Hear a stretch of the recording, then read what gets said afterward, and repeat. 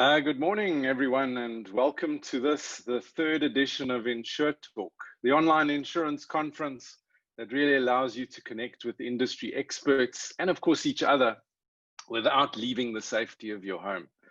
Now, I'm sure all of you have been watching the court proceedings unfold in Pretoria, where the Tobacco Association has actually taken Minister Dlamini Zuma to court to challenge the cigarette ban.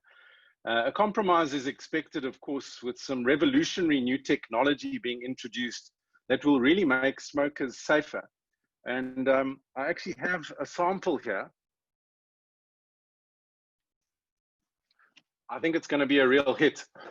Seriously, though, the rationality of the regulations are not only being challenged here in SA, but in most countries around the world. In fact, just yesterday, I was chatting to a colleague in Germany who confirmed that in Lower Saxony, ice cream shops, this is no joke, are allowed to open, but customers are only allowed one lick of the cone on the premises to avoid it dripping on their clothes.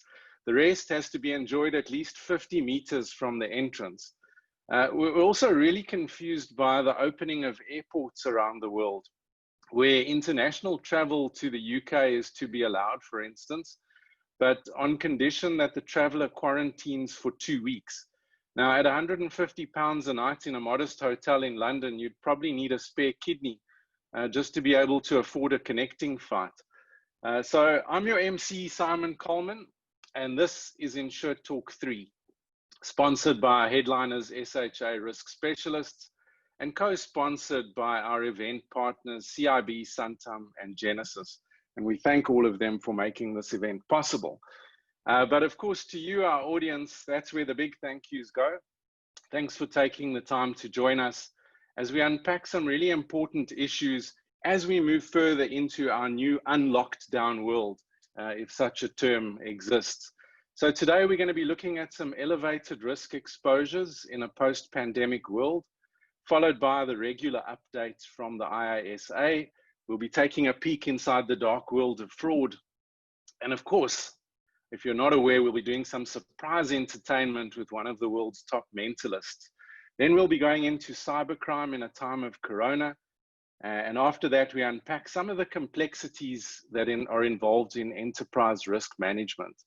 There'll be a talk on insurance technology, something that's really important considering our current circumstances.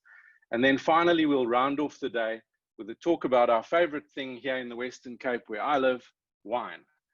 There isn't a lucky draw today, but all of you will be receiving a wonderful 250 Rand voucher from Colmant Estate just for attending and staying right until the end. We'll be wrapping up the proceedings probably just before 1 o'clock based on our experience with these previous events. So there will be some time for some Q&A, but if something pops into your head during a talk, please use the Zoom chat button, or if you're watching on YouTube, down the side of the screen, and make sure you address your question to the speaker, and they will of course be answering that during the course of the day. I'd also like to remind you that today attracts two and a half CPD hours from the IISA. You have to stay logged in the entire time, and we're obliged to use some technology to make sure you haven't fallen into your inbox or gone to lunch. And with that, it gives me great pleasure to welcome our first speaker of the day, Gareth Beaver. He's going to be chatting to us about elevated risk in a post-pandemic world. Gareth is the CEO of SHA Risk Specialists, and he's got a career that spans across a broad spectrum of the insurance market, from broking to insurance, all the way to the UMA space. And we're really we welcome him here today. Thank you so much for joining us, Gareth. Over to you. Cheers, Simon. Thank you very much. And I think a warm welcome to the audience, those that have signed up and signed in and are listening today. Thank you for making this time. And today, on behalf of really the SHA underwriting team, I'm just going to share with everyone some of the thoughts and the ideas that they've put together across the spectrum of insurance products that we underwrite as SHA. They've applied their minds and come up with some ideas around the elevated risks that have turned on as a result of the COVID-19 pandemic that's hit the world and certainly has arrived here in South Africa. So certainly it's not by no means an exhaustive review of the entire risk landscape, but specific to, as I say, some of the products that we underwrite. So over to the presentation now, and I'm going to just share my screen and this out. Sorry, I'm just getting used to all using these new fancy technology tools here. So just bear with me 1 second. I trust that that's come up for you. Okay, so really today's presentations are going to cover these four topics: the economic crisis. We're going to talk about the commercial crime landscape, and then getting to the elevated risk themes around that, and then looking forward. So, of course, not to make light of the significant health impact and the negative consequences of that, and for those people that families that have lost loved ones or had to see loved ones going to hospital, the biggest impact that is now looming as a consequence of COVID-19, I think we're all share the same view, is the fallout, the economic crisis that is going to last and linger around for much longer than probably and hopefully, the virus. And just to share with the audience just some high-level numbers that I picked up out of the recent Economist magazine. You can see there the Q1 GDP figures for China, US, EU, and Britain that have been published. You can see that those just make for eye-watering reading. South Africa, we haven't yet published our Q1 2020 GDP number in Q1. Obviously, our biggest impact is going to come in Q2. So from April, for the quarter April, May, June, where we're in this hard lockdown state. But looking at the longer term, the 2020 forecast for these major trading areas of China, US, Britain, and the EU, you can see all of those 2020 full year forecasts, all in negative territory, other than China, which is barely 1%. And normally they have annualized growth of around about between 5 and 7%. So it's off by a huge amount. South Africa's forecast at this stage is -7%. So, and I guess that's possibly going to get worse. But bringing it home and making it even more real, if you just want to look down there, the unemployment figure. So we went into this crisis at an unemployment rate of around 30%, which is tragic and terrible in itself. And that is estimated to spike to now between 35 and 50% unemployment rate, which is just devastating for people. Stats SA have been doing surveys, continuous surveys. In their most recent survey done and completed about 4 weeks ago, so sometime in May, 36% of businesses at that point in time were laying off staff. That's likely to have increased 4 weeks later. And at that point in time, when surveyed, just close to 7% of businesses admitted that they would be able to survive for 3 months or greater than 3 months with significantly reduced turnover. So 93% of businesses at that point in time said they won't and will not be able to survive greater than 3 months. So guys, without going anything further, I think that just shows and demonstrates and is evidence of the shocking and most difficult times that this world, and of course here in South Africa, we're going to face. So with that, as an introduction, I'd like to just then introduce you to some of the elevated risks that our team have identified across some of our product lines. As I say, it's not a complete canvas of the risk landscape. There are many other risks that have come into play now, but we really just focus on the ones where we offer insurance solutions for. And I think just to open up with a saying from William Shakespeare, who said, "Desperate times breed desperate measures." And so with that, I'm going to just touch on the issue of commercial crime, because when we unpack the various risk themes across those different product lines, probably the common denominator you will see is commercial crime.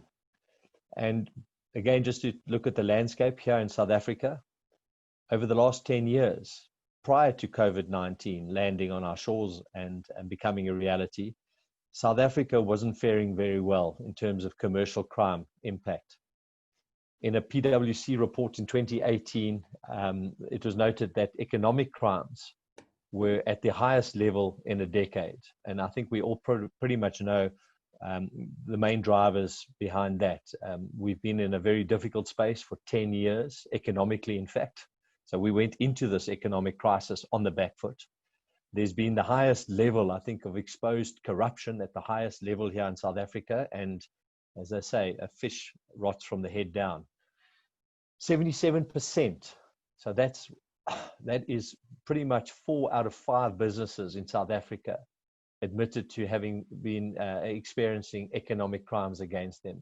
And then just a couple of insights. Some of the notable economic crimes, 42% of them coming from consumer fraud, 30% cybercrime as expected, and that's increasing. And then internal fraud from within, 22%. From an SHA perspective, we can share we've been writing commercial crime for many years, and we've just unpacked some detailed statistics across our portfolio. So as an insurer writing this class of business, and I can share with the audience today, our 10-year rolling gross loss ratio for this class of business is in excess of 110%.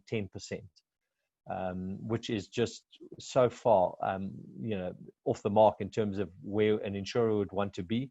And hence, so I think that just, again, provides further evidence that economic crimes has been on the rise. It's been in a bad place. And of course, it's now going to receive a further injection of momentum given the economic crisis that we're moving towards and are into.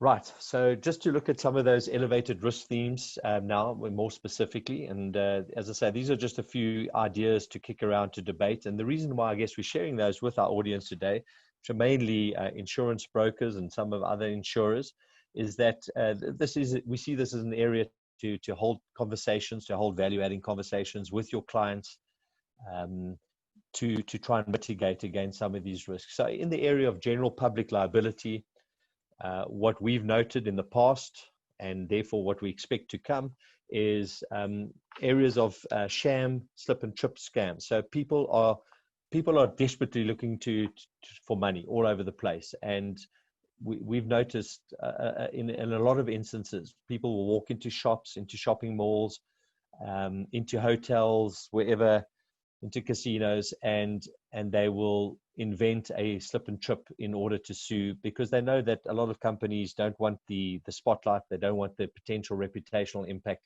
and so they will create a falsified slip and trip and try and claim money.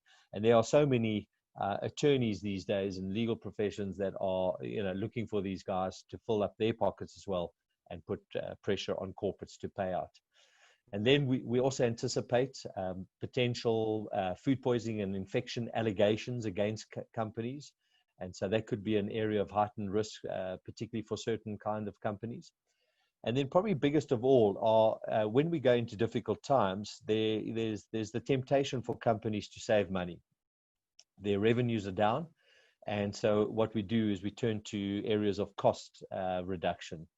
And this could have significant impact in certain businesses, manufacturing, etc., where quality control, where certain, as I say, risk management is curtailed, and that could leave companies with huge product liability claims, defective work claims, and major reputational damage. So we really want to just appeal to companies and to insured clients and with their brokers to really, at this point in time, to really refrain from cutting those corners and reducing spend, because the knock-on effects in their liability program could be huge. And then we've just added a few risk mitigation tips where companies really need to keep investing in that staff training, in quality control, CCTV footage to look at the slip and trip, sham claims, etc., and solid, robust incident reporting.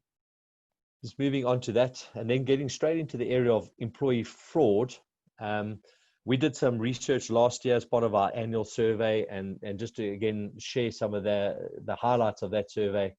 Between 2008 and 2017, the average claim of commercial crime have increased fivefold, and 30% of cases involved senior employees, resulting in major losses, several losses between the bottom end of 50 to 60 million and upwards of 100 million. So certainly those kind of levels of fraud have to be committed by very senior executives who have the ability to override controls. And so looking at what we're facing now, many employees in an organization are going to be considered vulnerable, and they're going to be targets of crime syndicates, where crime syndicates target those employees, either offering them bribes or just actually threatening them and their families' well-being. So they will target those employees, and those employees will, given what we're looking at economically, with retrenchments, with downtime, with short pay, with reduced working hours, are going to become much more vulnerable than they've ever been. And so we really see a huge amount of fraud and dishonesty, and that upticking. And remember, some of these things are going to take a while, because a lot of crimes, particularly those committed by employees, they start off in desperate times when people are desperate. They start off very small, and then very few employees then stop stealing once they've got away with small amounts, and unfortunately it just grows. And I can share a personal story. Some time back, in one of my previous roles as a CFO of a company, we had a payroll fraud.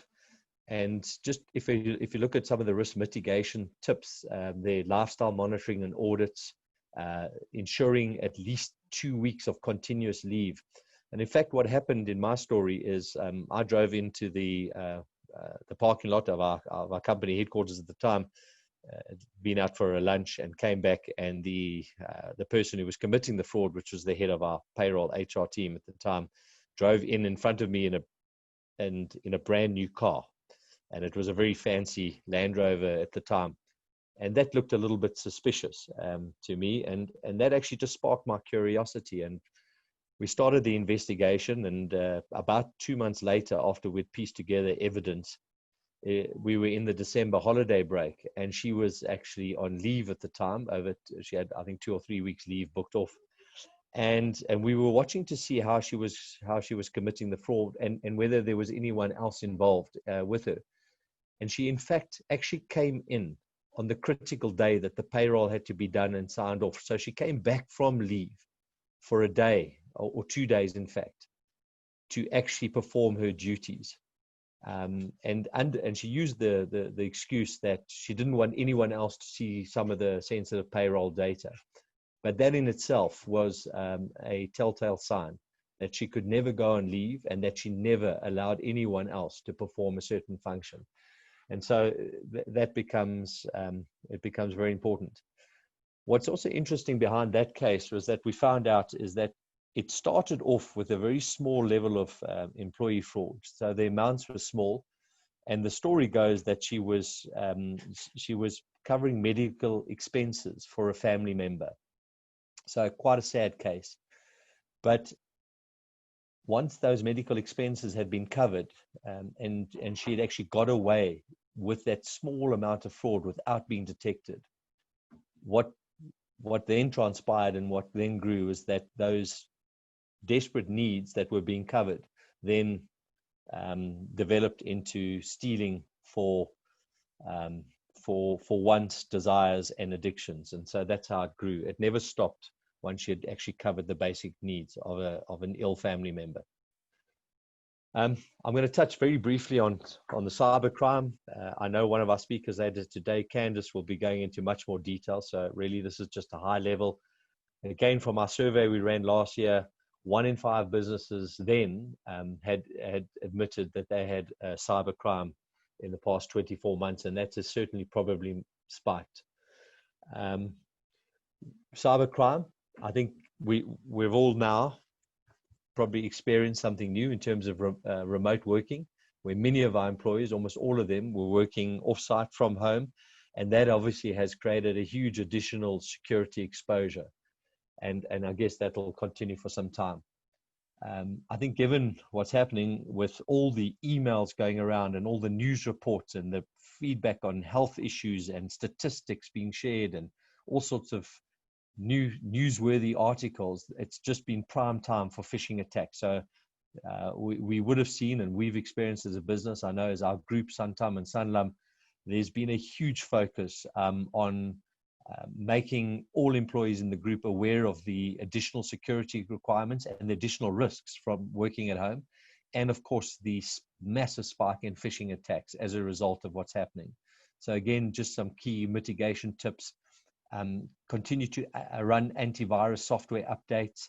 Very often, as in our personal experience, if you don't come into the office and log in onto the network, some of those updates and patches don't update.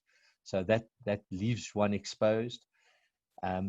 We as a group have undertaken significant amounts of employee training. So we run these tutorials, these online tutorials, and all employees have to undertake these tutorials and demonstrate that they've been made aware of the additional risks. Of course, VPN connections and keeping those going still from home are significantly important. Then getting into the area of accident and health, personal accident insurance. Of course, a very direct risk there is the risk of workplace infection. And of course, that has not only the risk of shutting your business down, but huge reputational risk and the potential for fines and even criminal action if that infection risk is not managed and those protocols are not tightly managed at the workplace. So that's obviously a direct risk and impacts people's lives. What we've seen in the past, when we've gone into very difficult economic times, sometimes there's a tendency for redundancy redundancy actions by employers to be disguised as disability claims. So we are expecting quite a significant increase of disability claims, whereas in fact it's actually a form of a redundancy action where employers might be looking to give avoid the liability themselves and or give a soft landing to certain employees. Another big noticeable impact is that when employee engagement or employees are demoralized, there is a noticeable spike in workplace accidents. And that's really just simply employees could be, very fearful of retrenchment, or companies have undertaken retrenchments, and that has a huge impact on employee morale. Many of our employees could have had family members that have suffered from the disease, or we could have family members who we've seen have been retrenched or have lost their businesses, and that overall reduction in employee morale is likely to cause a spike in workplace accidents. Then, of course, the impact of crime in the workplace. As crime takes off, I mean, think of employees sitting in cell phone shops, jewelry shops, in areas where they're likely to be attacked, your security industry. So again, that could lead to increased health and wellness and disability claims. And then, of course, mental stress. Mental stress is often the precursor to other ailments and physical ailments. So again, just the major risk mitigation tips. I think it's at this point in time, more so than ever, that we as employers really need to stay very close and committed to our employees. We need to stay in contact with them. We need to gauge their level of happiness, and then provide as much support and that we can to those employees to deal with that. Then looking just at motor fleets, we also underwrite some of the major motor fleets, corporate motor fleets. Obviously, there's an expected uptick in hijacking syndicates. This could either be on its own or in collusion with employees. Typically, this is at a time now, and I know one of our other speakers will be talking to this in more detail, but fraudulent insurance claims, many companies who've experienced significant constraints, cash flow constraints, might be looking to take advantage of fraudulent insurance claims, inflated motor claim repair costs to cover insurance excesses. And then, of course, actually, again, going back to the earlier point, with many of the employees, driver fatigue setting in. So with reduced number of employees, so companies retrenching, they might be expecting some of their drivers to do increased shifts, etc. And then cost cutting in terms of tires, maintenance of vehicles, etc. All of which are likely to lead to a significant or potentially significant increase in motor vehicle claims across corporate fleets. And again, just touching on some of the risk mitigation tips there, an improvement and investment in tracking technologies, specialist claims investigators into suspicious claims, and again, reaching out to employees and ensuring that we are giving them as much support as possible for the difficult times that they're facing and potential demoralized employees.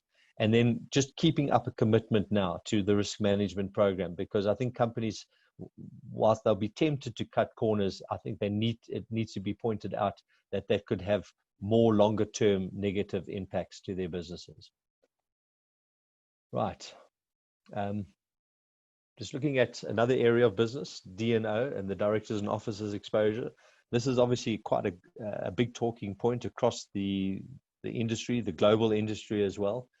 And again, we're expecting to obviously see notable claims coming in from stakeholders or shareholders for companies where they are going to question maybe some of the contingency planning, some of the preventative measures taken by directors, increased cybersecurity, financial result forecasts, etc. So another area of elevated risk in this class of business. And again, some ideas and tips there that we can share with you guys to deal with this risk. And I think just to wrap up, I don't know how I'm doing for time, but I think what we're suggesting is that now more than ever is a time for companies not to panic, for companies not to be tempted into really cutting corners, and to think long term in how they deal with these risks, because insurance really is just part of the solution of managing risk. It's the risk management decisions, it's the investment in good risk management protocols, and I think investment employees and their well-being and support that is going to make all the difference in how we manage many of these risks today. And I think that really brings my formal presentation to a close. Guys, I think it's been lovely to share this information with you, and we look forward to supporting everyone out there in solutions to deal with these elevated risks. And that's me, over and out, guys. Thank you. Thank you very much, Gareth. That was extremely informative and I guess scary at points, but really something that we can all work on collaboratively. Just a reminder to all of you at home, if you do have questions for Gareth, you can use the Zoom chat, or if you're watching on YouTube, the chat facility down the side of the screen. Something else that I would also like to remind you of is that, of course, this session is credited with 2.5 hours of CPD by the IISA. And we're very fortunate yet again to be joined by Thokozile Mahlangu for our regular update on matters from the Insurance Institute of South Africa. Thokozile really needs very little introduction. Safe to say that she leads the charge at the Insurance Institute, and I think you'll agree does a phenomenal job of advancing the professional and strategic objectives of our industry. And with that, over to you, Thokozile. Morning. Yet another session of the InsureTalk. What a great initiative. Today I'm going to talk about the role of a professional body and the importance of becoming a professional member.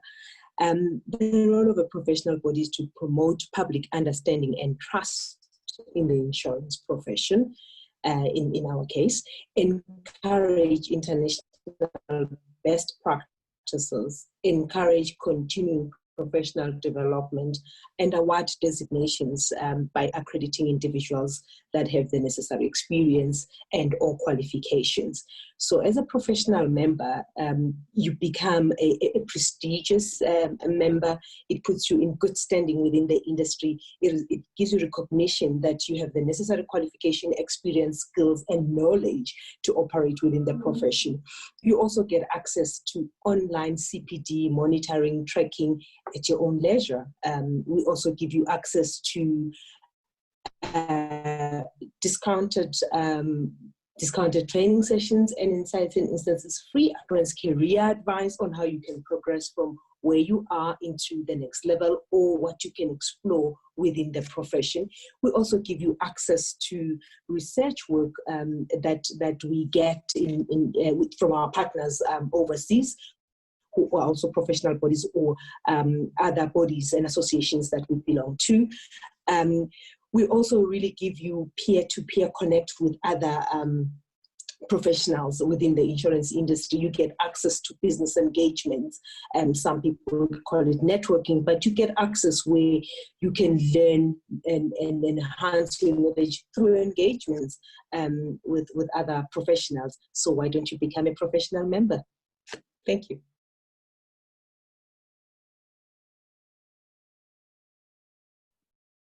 Sorry, I'm also struggling with my own technology here today.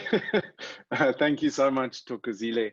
I think it's really wonderful that the CPD process, and much like this event today, have just carried on seamlessly, or at least it appears seamless. I know the people that put these things together, a lot of work goes into it, but that we've really just managed to carry on with our professional development in spite of the virus.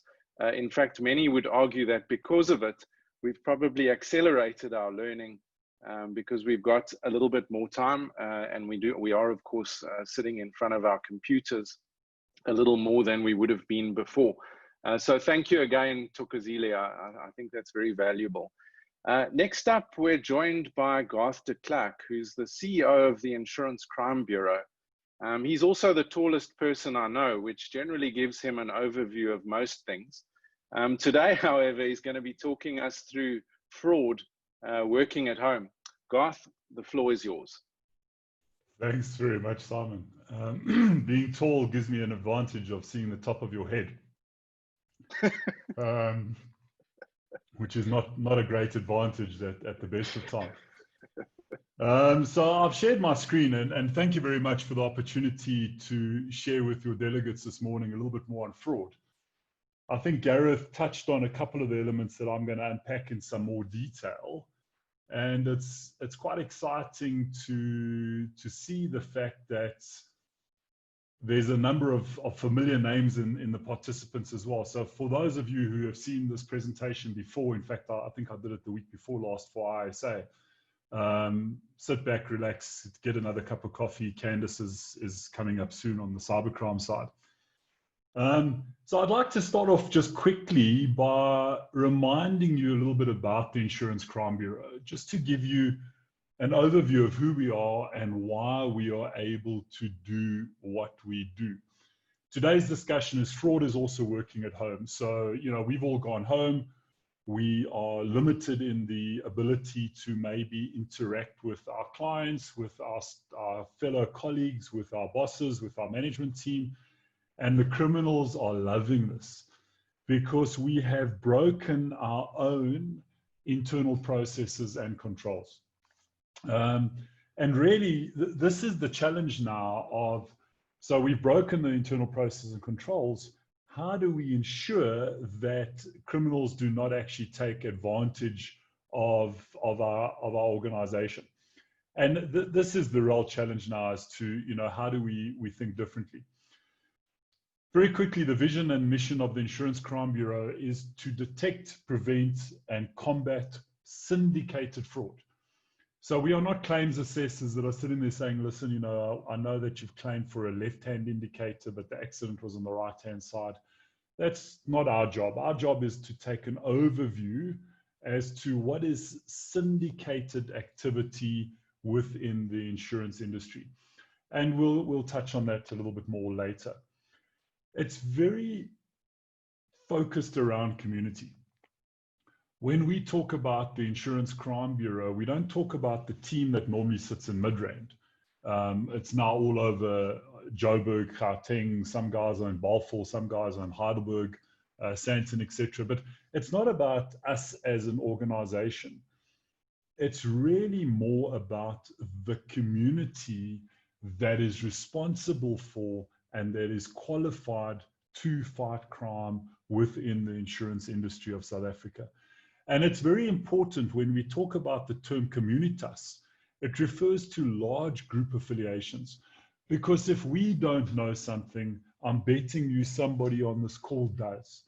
If we don't have access to information, I'm betting you somebody on the call does. There's a lot of technology out there that we don't all have our fingers on the button of. But I see that there are technology providers within the group today that know they can assist us in this fight against crime. So it's really all about community. Talking about community, what is most important to us is our members that support us, our members that provide us with funding, the members that provide us with information, and really the members that join hands to fight crime in this environment. A couple of years ago when we started, we had 8 members. We grew to about 16 members in 2014. We are now sitting at 34 members that are full insurance licenses that are assisting the Insurance Crime Bureau in mitigating fraud risk within South Africa. And normally if I was presenting to a live audience, I'd ask you to raise your hands and tell me how many of you have been a victim of physical crime. Because in South Africa, fraud is actually a contact sport. In order for me to sell a vehicle or to incorrectly finance a vehicle or to false insure a vehicle or to stage an accident in a vehicle, I actually have to steal that vehicle from you. And we all know in South Africa, and I'll touch on it a little bit later, hijacking, vehicle theft, vehicle smash and grabs, remote jamming, etc., is at an all-time high, and I'm telling you, it's going to increase dramatically. And again, I'll touch on that later. So fraud is a contact sport. When we talk about physical crime in South Africa, it is because the criminals can. And that's what we're trying to combat. We've also got some associate members like Datadog, Mohawk, PMD, Tracetech, SAS, SMD, who support us in the fight against fraud. And they are members that are associated within the insurance industry that provide product and services to the insurance industry that we believe in, that we know will make a difference in the fight against crime. So some of them support us financially, some of them support us through information, some of them support us through technology. Also then just some stakeholder mapping to show you how big the community needs to be in fighting crime. This is not a brag list of friends. This is a reality list of people that we deal with on a daily, weekly, monthly basis. This morning, I have been WhatsApping with parties like law enforcement involved, for example, in the Zondo Commission. We are on a SAPS roadblock yesterday where we recovered a hijacked vehicle that is linked to one of the big blue light gangs that we are investigating. So in order to fight crime, we can't just point and say, oh, look, there's fraud, there's crime. You actually need to physically mitigate the risk. You need to physically go out into the environment, put your hand on the shoulder of the criminal, and that's where being tall sometimes does help, although I don't really do it, I just talk about it. But it does help to have partners in the law enforcement space, in the prosecutory space, in the information space, etc., that can help us with the fight. All right, so let's get to the topic that we are talking about today. Fraud is continuing to work at home. What do we do at the Insurance Crime Bureau? And this is the key to my presentation.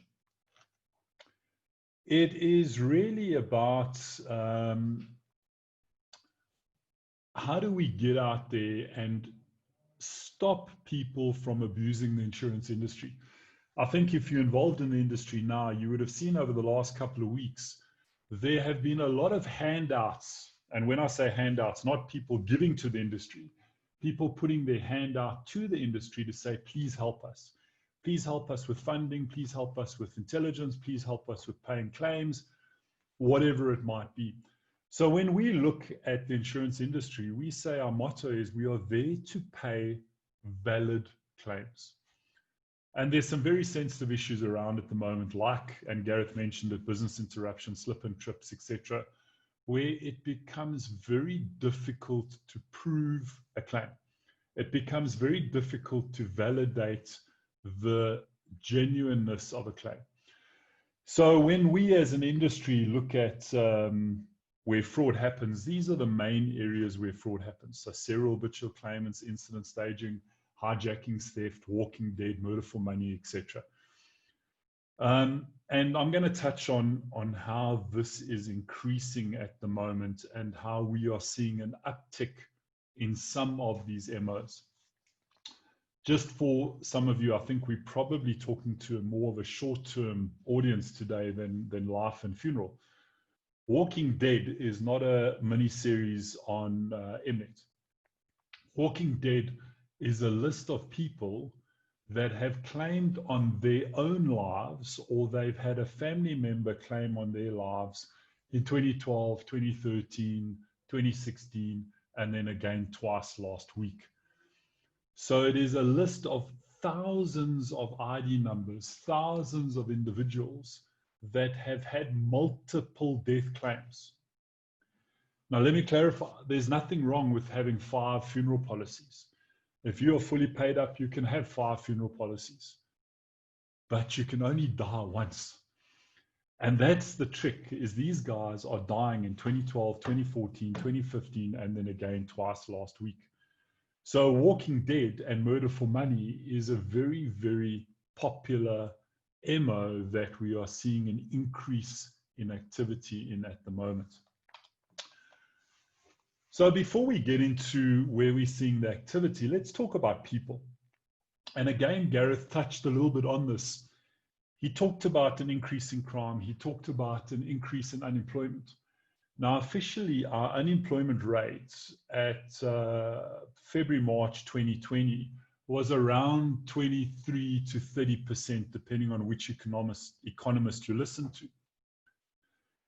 We had a conference in March, and one of the speakers was an economist that sits on President Ramaphosa's advisory team. And she says the true unemployment of South Africa is probably closer to 50%. 50%. And the bad news was that was in March 2020. So we can only imagine how the unemployment within the affected communities has increased from 50 to somewhere much higher than that. So when we look at the different types of people, the first type is the inherently honest. These people will not commit crime. I like to think of myself as one of these people, but if you talk to my daughters and they ask where their latest bar one is that they had in the fridge, they will not believe that I'm inherently honest. But genuinely, these people would not necessarily commit crime. However, the second type of person is an opportunistic criminal. So if the need arises, if the opportunity arises, like when I open the fridge and I see that bar one and I need that bar one at 9 o'clock at night, the need is there, the opportunity is there, that bar one disappears. The need that we are seeing in South Africa at the moment is desperation. We have seen the economy fall through the bin. I saw one of the headlines this morning, the South African business confidence measurement has dropped by 20%. Linked to that, the bank transactions have also fallen dramatically. So banking transactions falling is a very bad indicator, because that means that money is not flowing. People are no longer needing to transact with their bank because they do not have funding. So the need is there, the need is arising, and this is where we are going to see an uptick in physical crime. and of course in fraud. And then you get the professional criminals who are also always looking for or designing schemes in which to perpetrate a crime.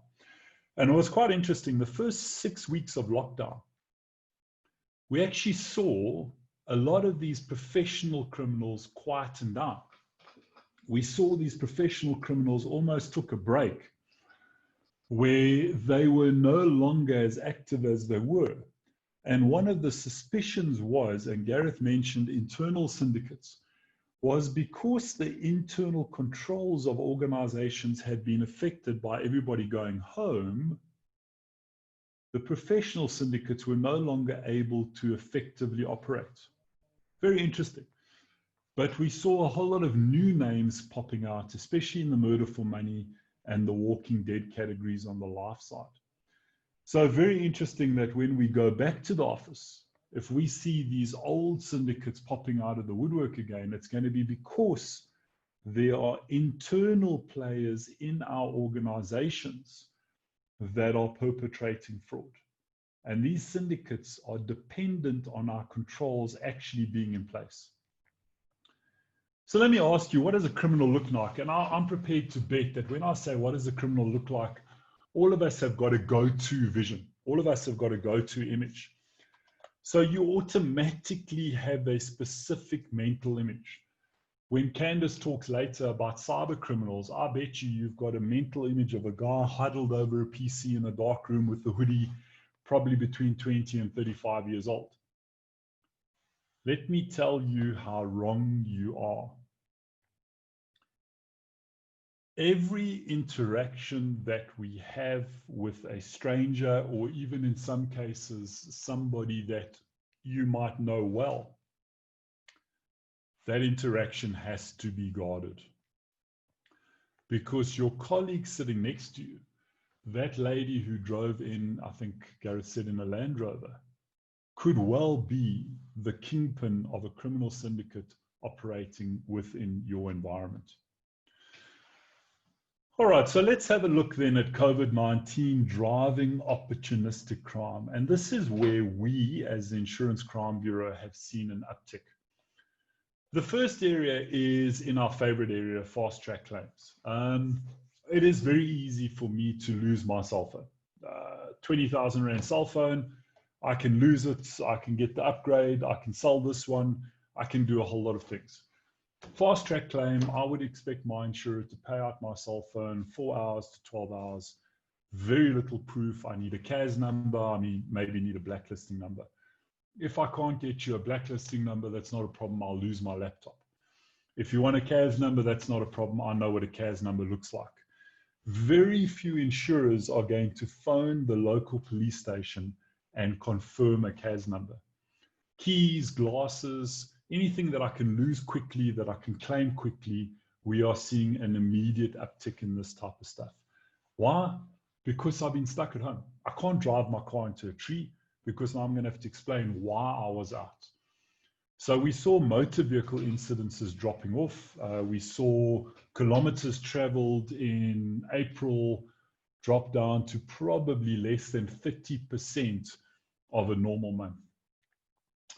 Then we talk about incident staging, and incident staging here is, again, Gareth touched on some of it, false retrenchment claims, false UIF claims. Within the first 3 weeks, the UIF was swamped, overloaded with claims.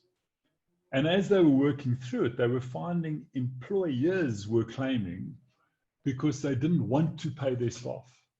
They were finding employees were claiming where the employer was paying them. So they were looking for double payouts. The system was swamped. Credit life claims, we all know credit life policy is if I've taken out, I bought a 50,000 Rand lounge suite from my favorite uncle in the furniture business, and I want to insure myself against loss of income. It's very difficult to underwrite loss of income, especially in this period where nobody's at work, you can't easily confirm whether the person's lost their job, etc., etc. So credit life claims just shot through the roof. Slip and trips. My favorite shopping center down the road has just installed the slippiest, and if you live in Four Ways, you'll know which shopping center I'm talking about, set of tiles. There have been a number of incidents in that shopping center. It would be very believable if I went there and fell and broke my hip. And if you know me, that would be very believable. False disabilities, false business interruption claims, loss of income claims, etc., etc. We have seen a very big uptick in claims out of desperation in these environments.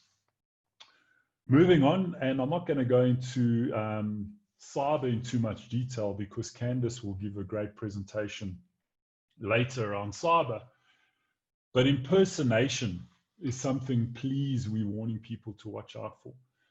There have been some great impersonation claims going around where people are pretending to be your bank, your corporate.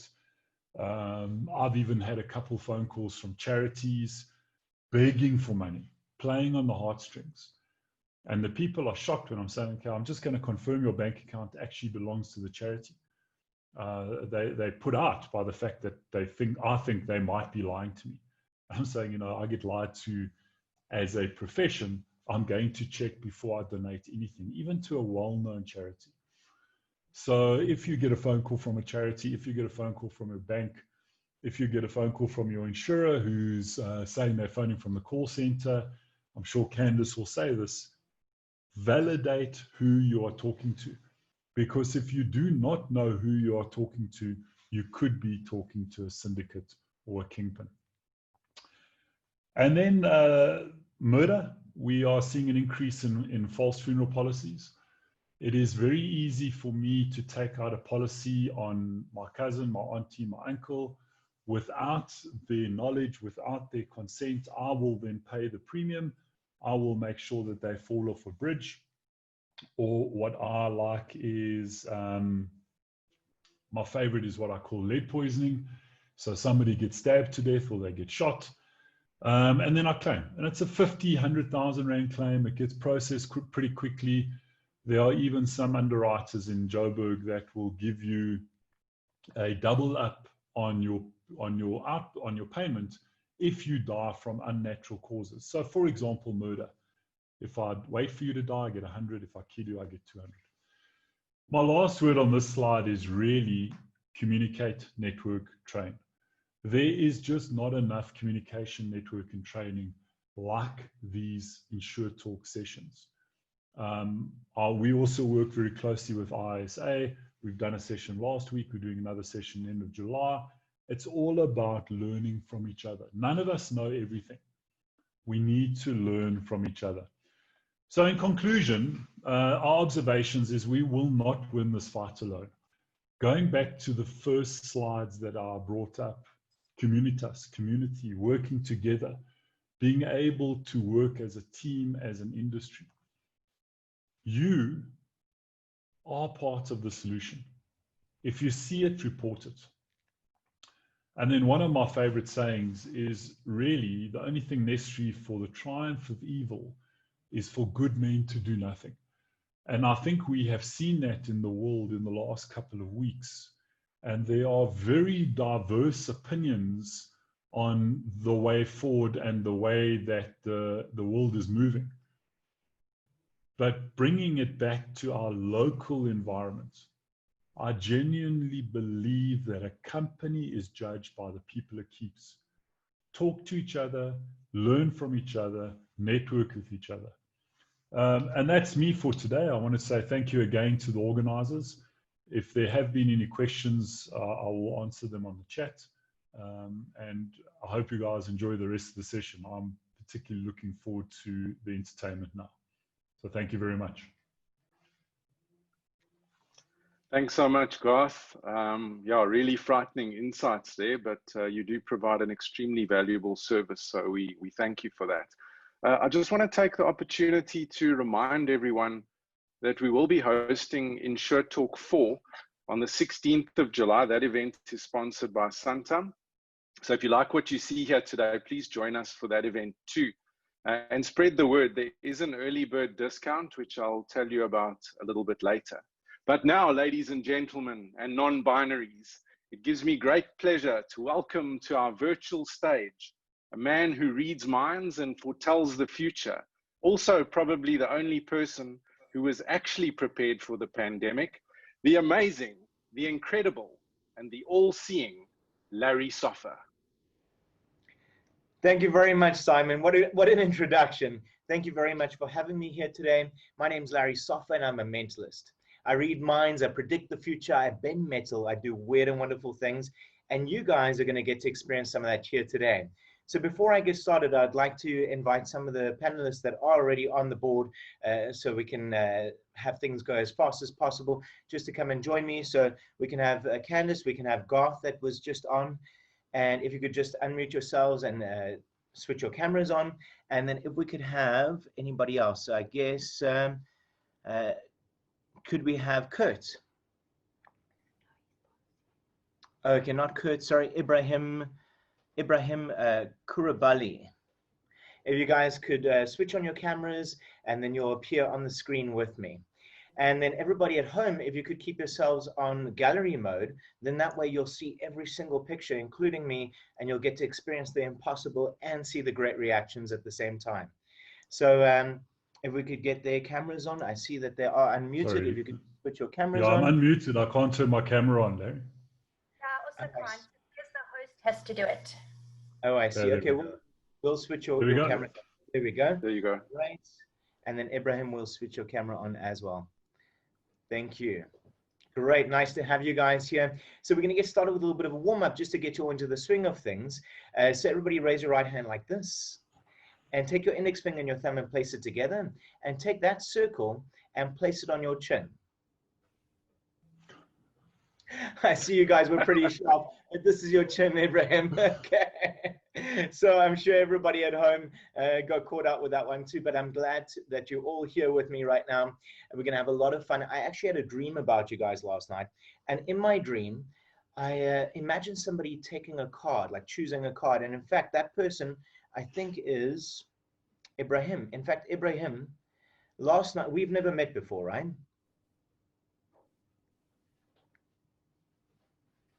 Ibrahim? Yes, can you hear me? Yes. If you could turn your mic up a little bit, but we've never met before, right? No, we haven't. Okay, great. So I had a dream about you last night, and in my dream, you chose a card. I saw which card you chose. This morning, I turned that card upside down in this pack. So if you had to think of a card right now, and it had to match that card that's upside down, that'd be insane, right? Yeah. What card would you think of, nice and loud so everybody can hear? I'd say Ace of Spades. This is so weird, because I have one card that's turned face down in the entire face-up pack.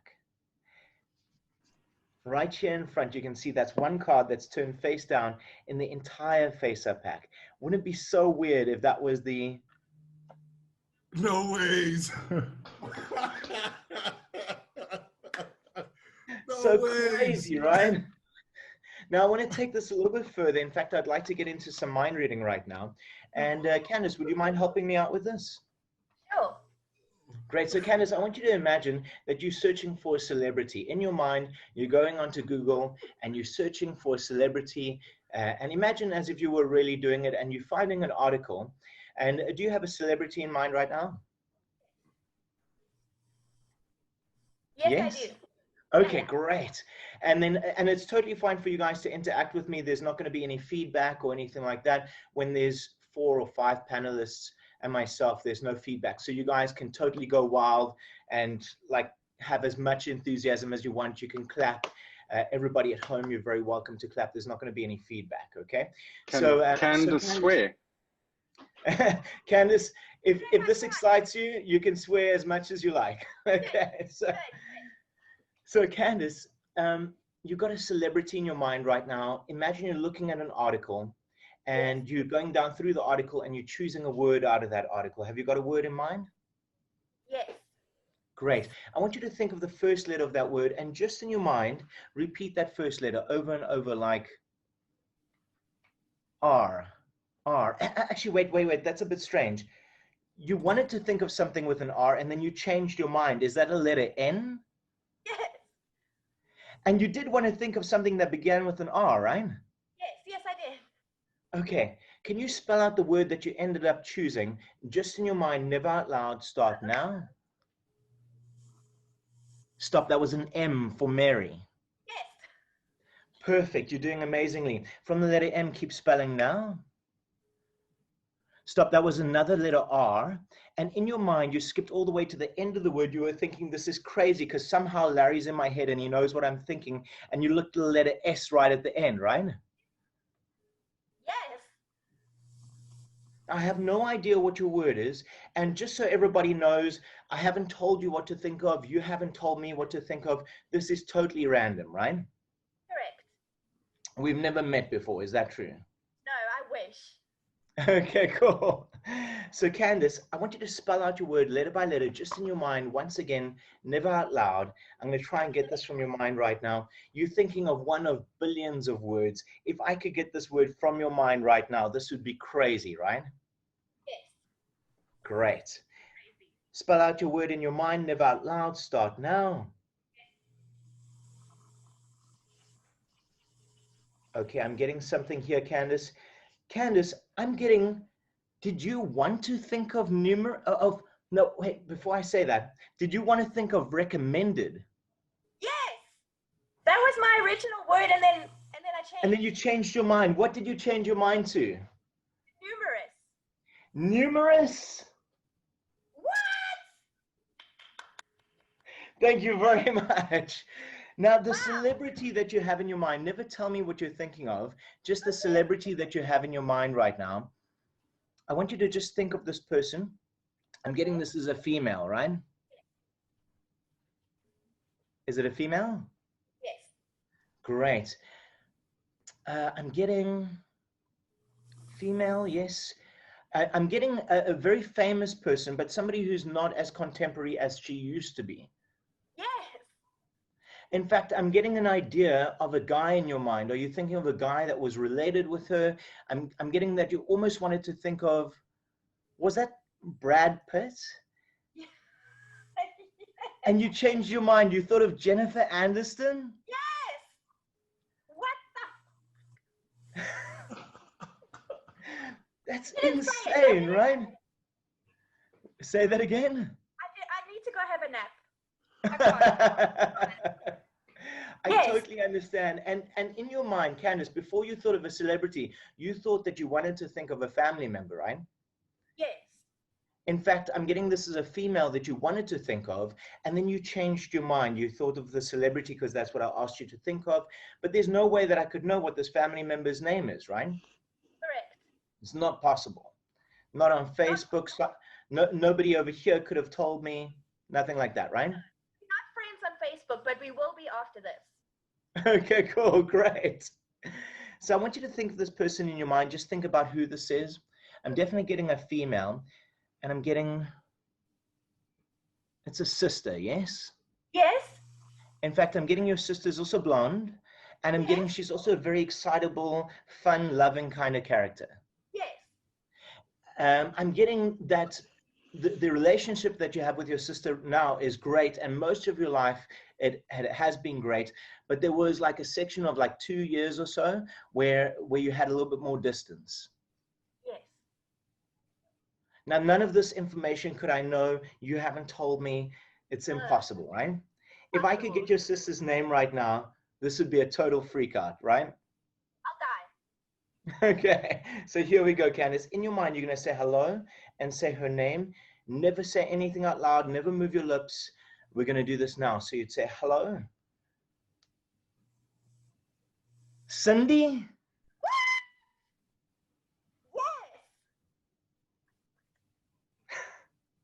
Yes. So crazy, right? No, you've been so fantastic, Candace. I would like to use, let's use Garth, and let's use, Simon, would you like to partake in this, or would you like me to use Ibrahim again? Sorry, I didn't realize I was muted there, but I know you can read mine, so it wouldn't have mattered. No no, I'm problem. happy to take part. In fact, no, let's use Ibrahim again. I want to see him freak out. Okay, great. Me too. So if you guys are enjoying this, please comment down in the chat. We'd love to hear your comments. Can you guys see this over here? No. Great. So this is basically a little box, a clear box with a question mark inside and with a piece of paper. On that piece of paper is a prediction, and I'm hoping that prediction matches what's about to happen. Now, I know during lockdown, we're not allowed to travel anywhere. We can't travel out of our country, but I do believe that with our imagination, we can break all boundaries. So Garth and Ibrahim, you're going to help me out right now. Garth, I want you to imagine that you're in a city.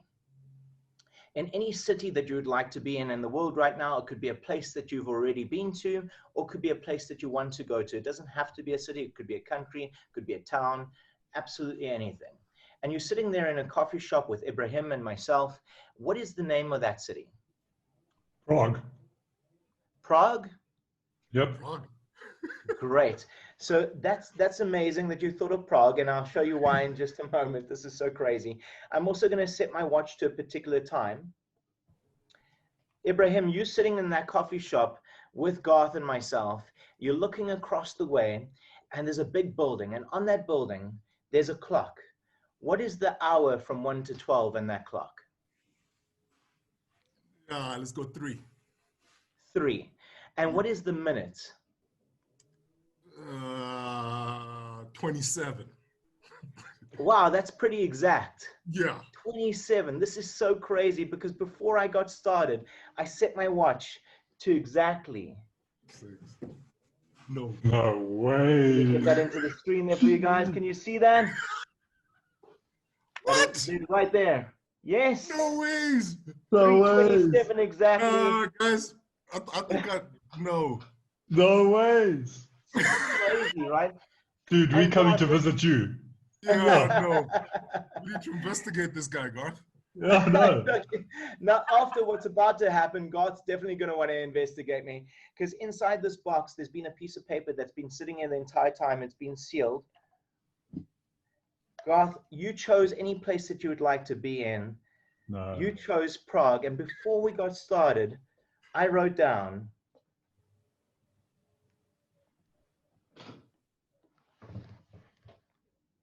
No. No ways. What? I changed my mind. Prague. Like, Thank you very much. I don't know if you guys can see that over there. Let me just get the lighting right so you can see that. Prague, exactly. Thank you very much, guys. Thank you for having me. Congrats, I'm man. Larry Soffer. Enjoy the rest of the events. No, no ways.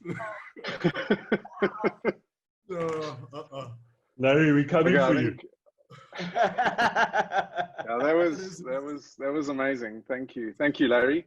You're And welcome. yeah, thanks to all the volunteers. Anyone who wants to hire Larry as an underwriter or a claims investigator, please chat to his manager, Sonette. But yeah, back to business. Up next, we're joined by Candice Sutherland, who's a cyber underwriter at I2. And she is going to be taking us through the frightening world of cybercrime in a time of Corona. Over to you, Candice. Thank you. My mind is blown. I need to go have a nap. This is going to be tough. If you can just let me know if the video is on the screen. Not yet. Okay, you tell me when.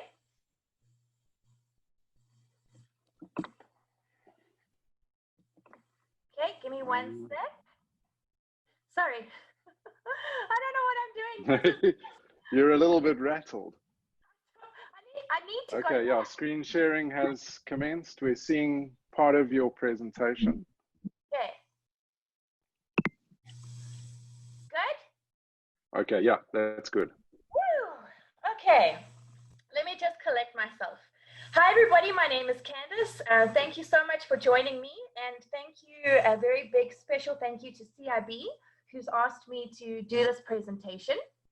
So I'm going to be chatting about coronavirus, my least favorite C word, cybercrime during this time. And what we've seen is that cyber criminals show no ethical boundaries and will continue to attack wherever there is a vulnerability. Microsoft found hackers have launched coronavirus-themed cyber attacks in every single country in the world. The success of these attacks has a direct correlation to the growth of the pandemic, and countries with the highest outbreak numbers are also the most affected by COVID-themed clickbait. Hackers strike when countries are in the peak of the pandemic and citizens are looking for health information online.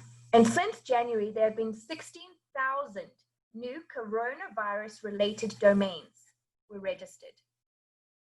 The hacktivist group called Elite Hackers have attacked the World Health Organization. Their Chief Information Security Officer, Flavio Aggio, said that since Corona, cyber attacks have more than doubled.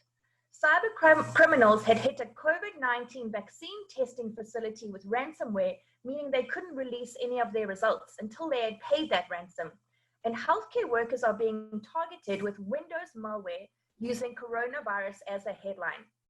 Hackers have forced the Italian Social Security website to shut down the day of their most vulnerable participants started lodging claims for the €600 crisis payout.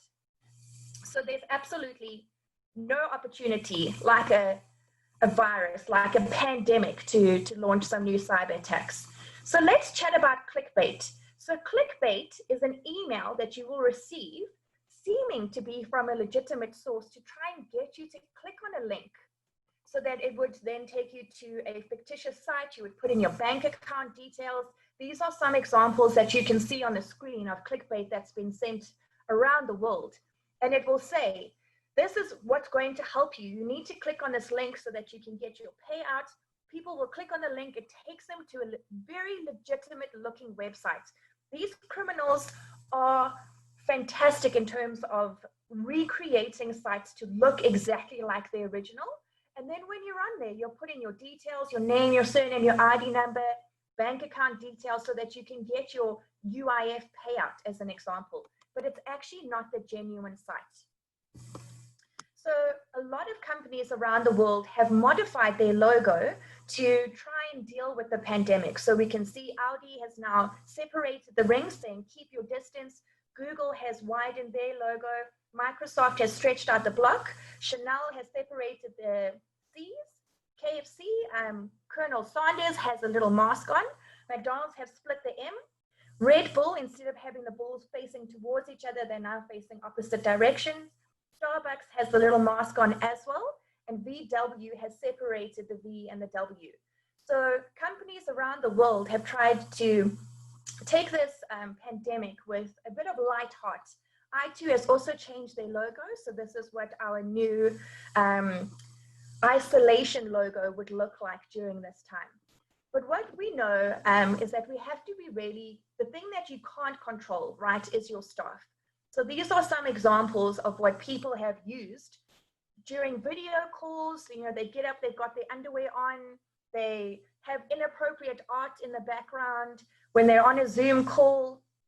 And it's your staff that are the ones that are your biggest risk in terms of cybercrime, because your staff are the ones that will bypass the rules at any opportunity they get. So I want to touch on a subject called Zoom bombing. So Zoom bombing is when an uninvited person joins a Zoom meeting. Anyone who finds the link online can join that meeting, and then it is an unwanted intrusion by an individual with the intention of causing disruption. It's going from a professional meeting like we're in right now to an episode of Tiger King in seconds. Some South African examples, EWN posted this. So this was a video meeting hosted by the Department of Women, Youth and Persons with Disabilities. That meeting was hacked, which resulted in journalists seeing pornographic images instead of the live feed. The very next day, the National Assembly's Programming Committee, their meeting was also intercepted. 50 seconds into that meeting, while the DA chief whip was proposing the agenda, porn flashed all over the screens. The hacker proceeded to then racially abuse Thandi Modise, who was trying to chair that meeting. And that's a very unfortunate situation. How do you deal with that? Would you be prepared, or would you just freeze and panic? If we look at this article that was shared by Melrose Church on Sunday, the 17th of May, it said, "We are disgusted by the unfortunate incident that occurred yesterday during our live stream Sunday service. Our screen share was hacked by an unknown person who displayed content of a pornographic nature. The content was extremely traumatic for us as a congregation, and Melrose Church unreservedly apologizes for the trauma and hurt inflicted on each and every one of our viewers by this disgusting display on our live stream, especially as we are mindful that you and your children may have been part of the service. So something that can really negatively affect the reputation of a company and something you have absolutely no control over. Zoom has launched Zoom version 5. If you have not upgraded, please do that. And they have really, really improved their security around doing these live chats. So let's chat about cybercrime in South Africa. And in the recent Ponemon data breach study, so there are a total of 2 surveys done, which include South African companies. One is the Ponemon data breach study, which is sponsored by IBM, so you know it's good. And the second one is the Norton Semantic Report, also fantastic.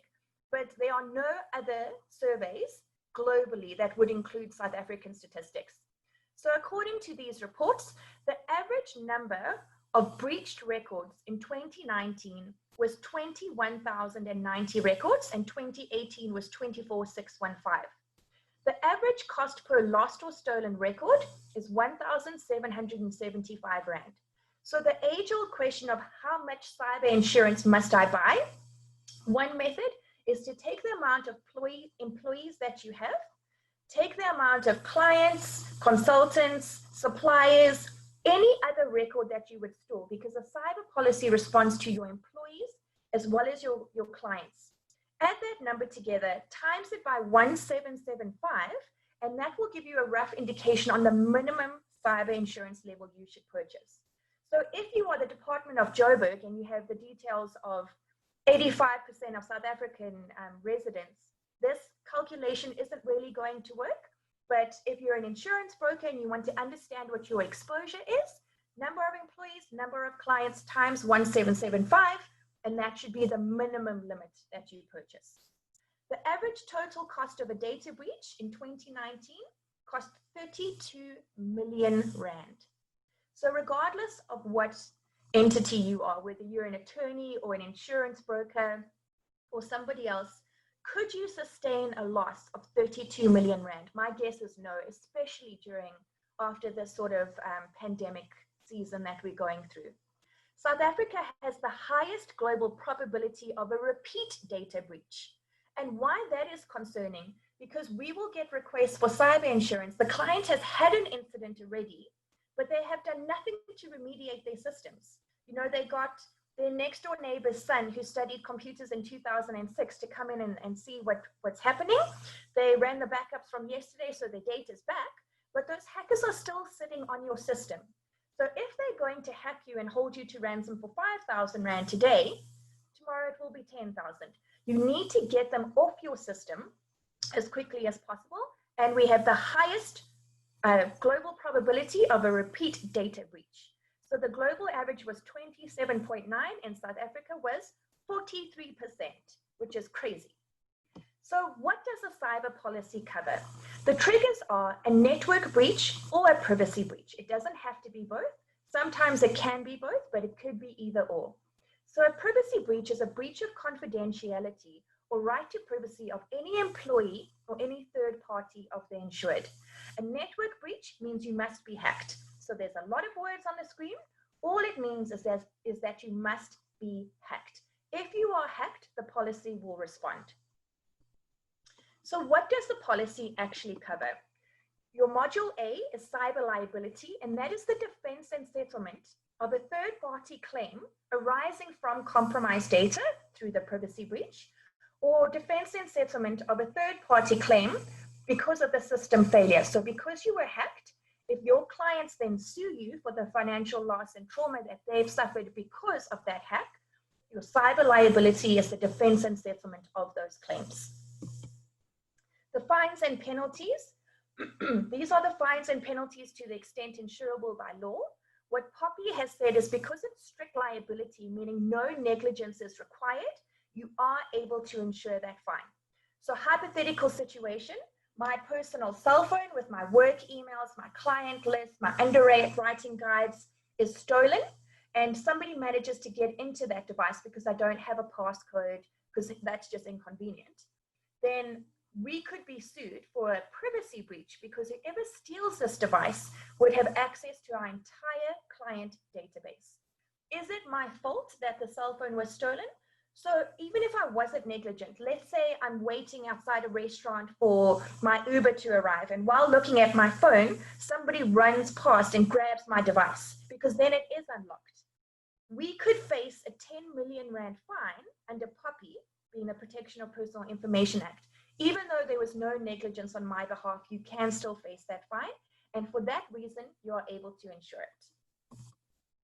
Your crisis management and notification expenses, these would cover the cost to notify every single employee, every single customer, client, supplier, patient, regardless of what the business does.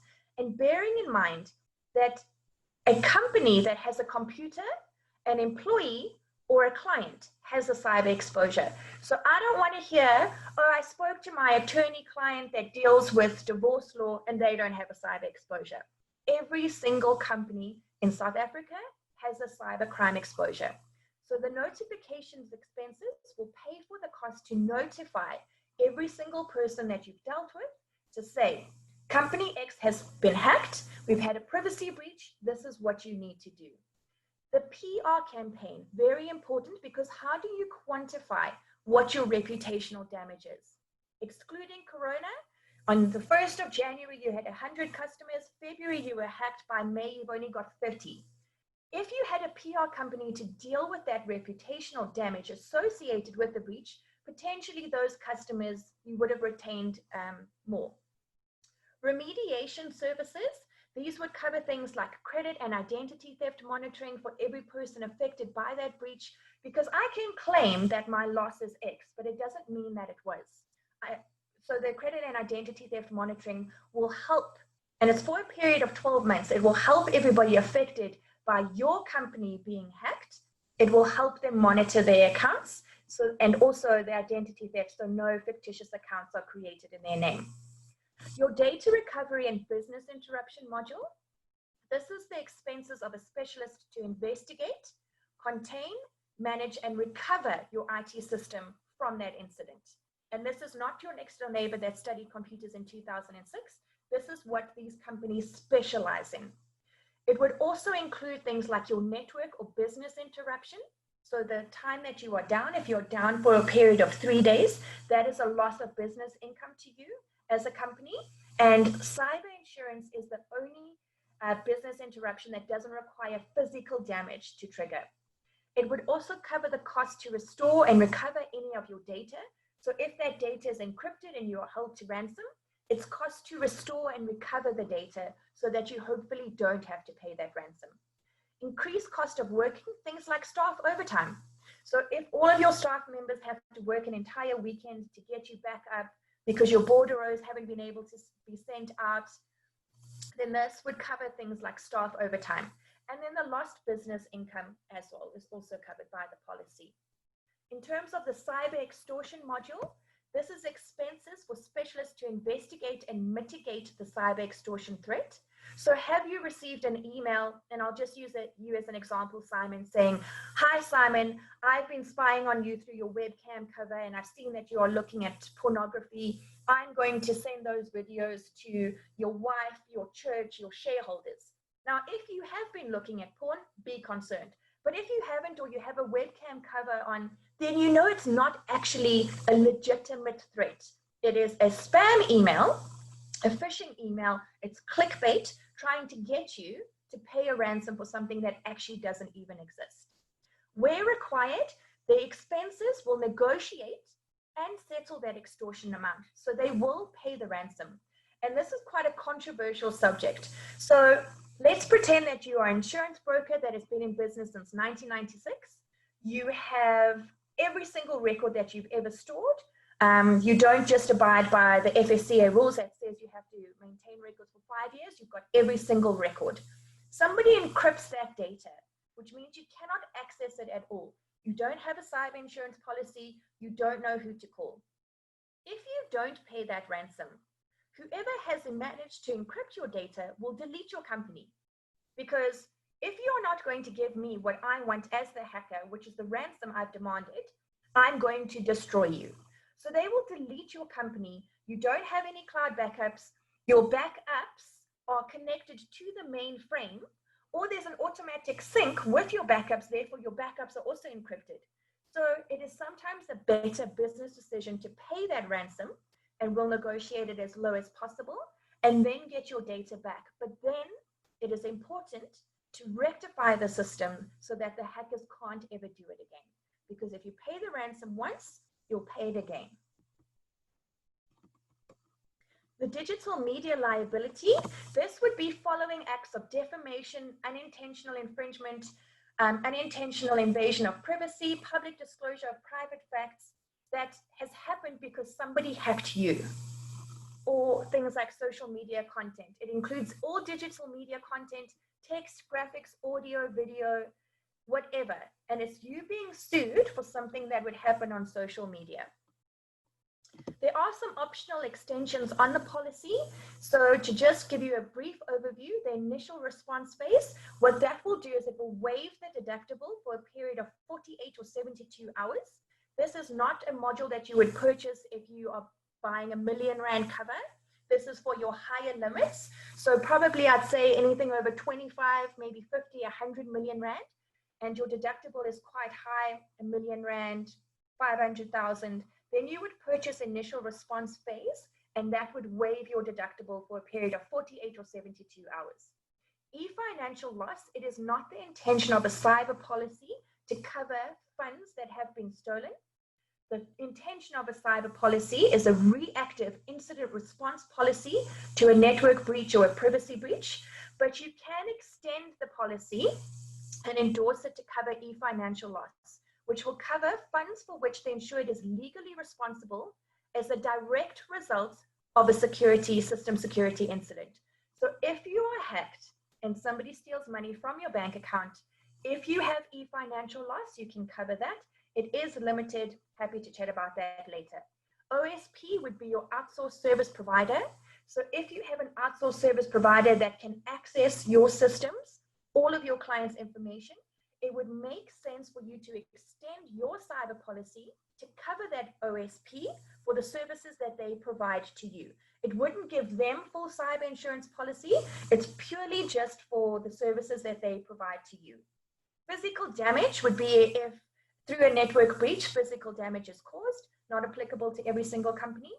Phone phreaking is when somebody manages to intercept your VoIP or your phone lines, and your average phone bill is 4,000 to 5,000 rand, and the following month you get a 35,000 or 750,000 rand phone bill because somebody has intercepted your phone lines and they're calling premium rated numbers through your actual VoIP system. And then PCI, so PCI DSS is Payment Card Industry Data Security Standard. If you are a company that accepts payments via debit or credit card, or you have a point of sale device, so example, a petrol station, you must be PCI DSS accredited in order to accept payment via debit or credit card. So this module would cover those fines and that increased exposure by accepting and storing credit card details. So what can you do, not just in a time of coronavirus, but what can you do to protect your company? Number one, reboot your laptop at least twice a week, because that way your security patches and updates will be installed and applied. Don't just close your laptop at the end of your workday, reboot it completely, start it from scratch. Do not let your children use your work laptop for homeschool or playing games, because it is amazing what a pet or a child can navigate to when you're not looking. Lock your device, even when you're working from home. As I said, it is amazing what a child can email or download or access a video, trying it in a professional meeting and you've got kids screaming in the back. Ensure that your Wi-Fi connection is secure, and I will send you an email about how to do this. Use a password for private meetings, and where possible, manage those participants. So only if you have registered, exactly like CN&CO have done for this event, only once you've registered for that event would you get the code to actually be able to log in. It's not just posted on Facebook like, hey world, everybody come and join. And then be vigilant and be on the lookout for potential phishing scams and malicious emails. Nobody is going to give you anything for free. So if something is for free, you get what you pay for. Be careful, be careful, be careful. I cannot stress that enough. I'm going to close with this video, which I think is hilarious. Open to slide 3 from the PDF I sent you this morning. Can I actually hop off this call since I'm not on this account? Stop off. Okay. Go ahead, Sean. Sure. Let's just start off with January 2020. Now, consumer spending is up. If you look at the graph right below. What page are we on? I'm sorry, we're on page 12, the second graph from the top. Okay. Danielle, turn your camera off. All right. So if you look, we're 0.15% higher than 2019. We started this quarter off at 2.75%. Holy shit. Daniel. God. I don't think he's Daniel. January. Daniel. Daniel. Call Mika. Oh my God. Call Daniel on his cell. Call Daniel on his cell. Oh, how do we turn this sheet off? Wow. We can't. Oh, hell no. Daniel. Oh my God. Daniel is the host. Holy shit. He's recording. Oh my God. Oh. Yes. Daniel. No. Open to slide 3. So that is it from me. Thank you so much for your time. If you'd like to contact somebody from CIB, please feel free to contact John Smith. Alternatively, if you'd like to get in touch with me, here are my contact details. A big thank you to CIB for allowing me to present, and to CN&CO. It's been an amazing experience. Larry Soffa blew my mind. Thank you so much. Back to you. Thanks so much, Candice. It's always a pleasure to share the stage with you, albeit a virtual one in this instance. So thank you so much for that.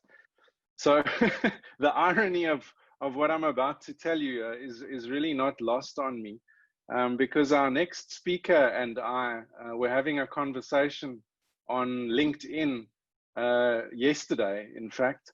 And one of the things that we were talking about was how tricky it often is the video conferencing. There's obviously no doubt about the importance of it, but how tricky it often is to get a kind of seamless meeting going.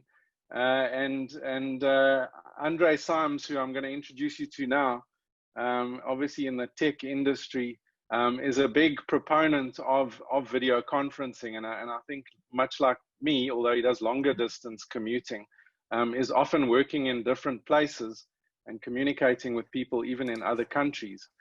So Andre, yeah, without further ado, you're the Managing Director of Genesis Technologies, and it's a real pleasure and a privilege to have you here with us on InsureTalk. So over to you. Thanks, Simon. Just a tiny correction there. I'm the MD of the international business. Our very, very famous Eugene Vessels is the MD of the company back in South Africa. And yes, as you say, yesterday we were having that chat about, you know, the VPN connections and the frequency. And I thought, you know, actually I'll build a little bit of it into the presentation today. And as you said, you know, I'm sitting in a very wet and cold London at the moment, but I could be sitting next door. And I think that's part and parcel of the traction of technology going forward. But as we just saw from the previous presentation, it isn't always smooth, and the new normal, as we were talking about, isn't exactly perfect yet. But let me quickly share my screen. There we go. Right, is that being shared? Yes, it is, Andre. Fantastic. So at first, I was going to have a conversation about insurance technology during Corona. And the more research I was doing, it just really seemed very boring. So what I thought I would do is I'd pivot a little bit more to insurance, obviously, and then a little bit broader technology, not just the policy administration systems during the Corona. And it's what we now call, it's been coroned. And that is a real word. You can go check it out in Urban Dictionary. It actually exists. I'm sure many of you saw this meme during the Corona period. And I got into a little bit of trouble when this thing came out, when I said that, look, everybody has magically moved back to working from home, and we did it relatively seamlessly. There was obviously challenges, and we'll unpack some of them now. But when I tweeted out saying that the rate at which we all transitioned to work from home exposed that it was never a technology issue, but rather a management problem, management culture problem, yeah, some people weren't that happy with me. The post got a lot of likes, predominantly from the youngsters in the industry that obviously prefer working from home. The areas that I just wanted to touch on briefly today that have been impacted are the operations. Now, the industry and operations has been affected. Most of us are right now sitting from home, and we have been for months. This wasn't normal a few months ago. When it comes to well-used phrases in South Africa, my favorite overused one is "no gaan ons braai." I think it's quickly going to be replaced by the new normal. And what we're doing today is pretty much the new normal. So it has a bit of merit in it. Another area that we're going to touch on a little bit is new distribution models. I think one of the things in insurance that has really been impacted negatively by COVID is our broker channels and how also some of the retail distribution models have been affected negatively. Security, we're going to touch on briefly. I've had to, at a whim, really reduce my security slide deck because Candice and Gareth and Garth did such an amazing job. I had to do some pivots earlier today while watching. And then last but definitely not least is that there's been some impacts on the people in our industry, us. And how has technology helped us? And also, how has it been to the detriment of some of our staffing? For anybody that knows London, this is Leadenhall. And we went from what you see on the left there to what we see on the right there in 1 week. I went for a cycle the day after lockdown was announced into the city centre in London, and there was just nobody there. Usually, this is in front of Lloyd's of London, and billions of pounds of business gets done there every single day. And poof, overnight it was gone. And up until this moment, I wasn't really that concerned, to be quite honest, and until I saw everything was just gone. And I remember giving my business partner, Craig Olifield, who you might know from the InsureTalk scene in South Africa, a shout saying, look, dude, I think that this is going to be a lot bigger than what we thought, and we're probably in for a rough ride. But, as we've seen, I think fortunately, we've kind of come out on the other end. But the question that we have to pose is that when the market goes from what you see on the right to what you see on the left to the right, how do we pivot from what you see on the left to, I think the I2 team was some of the best work from home attires. It's not as simple as saying, right, everybody go home right now. There's many things that are needed. You need infrastructure. You need new policy for HR. You need new standard operating procedure documentation. Very importantly, new IT policies. Then you must start thinking about what do you do about claims processing? How do you do financial authorizations within your IT system? It has to move from department to department. You don't have that anymore, the physical contact. Heavens, how do you just connect to your operating system from home? Many systems have been built specifically to keep people out. And now by design, we are having to let people back in from the outside. And that created some real big challenges. Then, as you can see on the left-hand side, a lot of people still use desktops at the office. I believe that some laptop sales guys must have made their budget by April this year. I know of one insurer who placed an order of 2,000 HP laptops in one go. South Africa doesn't carry that kind of stock. So there was a massive tooling issue. And then when you get home, what do you start doing about printers? Now you need paper. And the big thing is that we had the solutions in place already. It's called cloud technology. We just needed something to push us to start using that. So what challenges did we face with technology in the insurance industry? Firstly, it was digital versus manual. Many people believe that their systems are fully digital. They simply are not. Some territories don't allow things like e-signatures on documentation. You need a wet signature. It's quite popular in Japan, what's needed in Japan. But in South Africa, it's not really a legislative issue. It is more a tooling issue.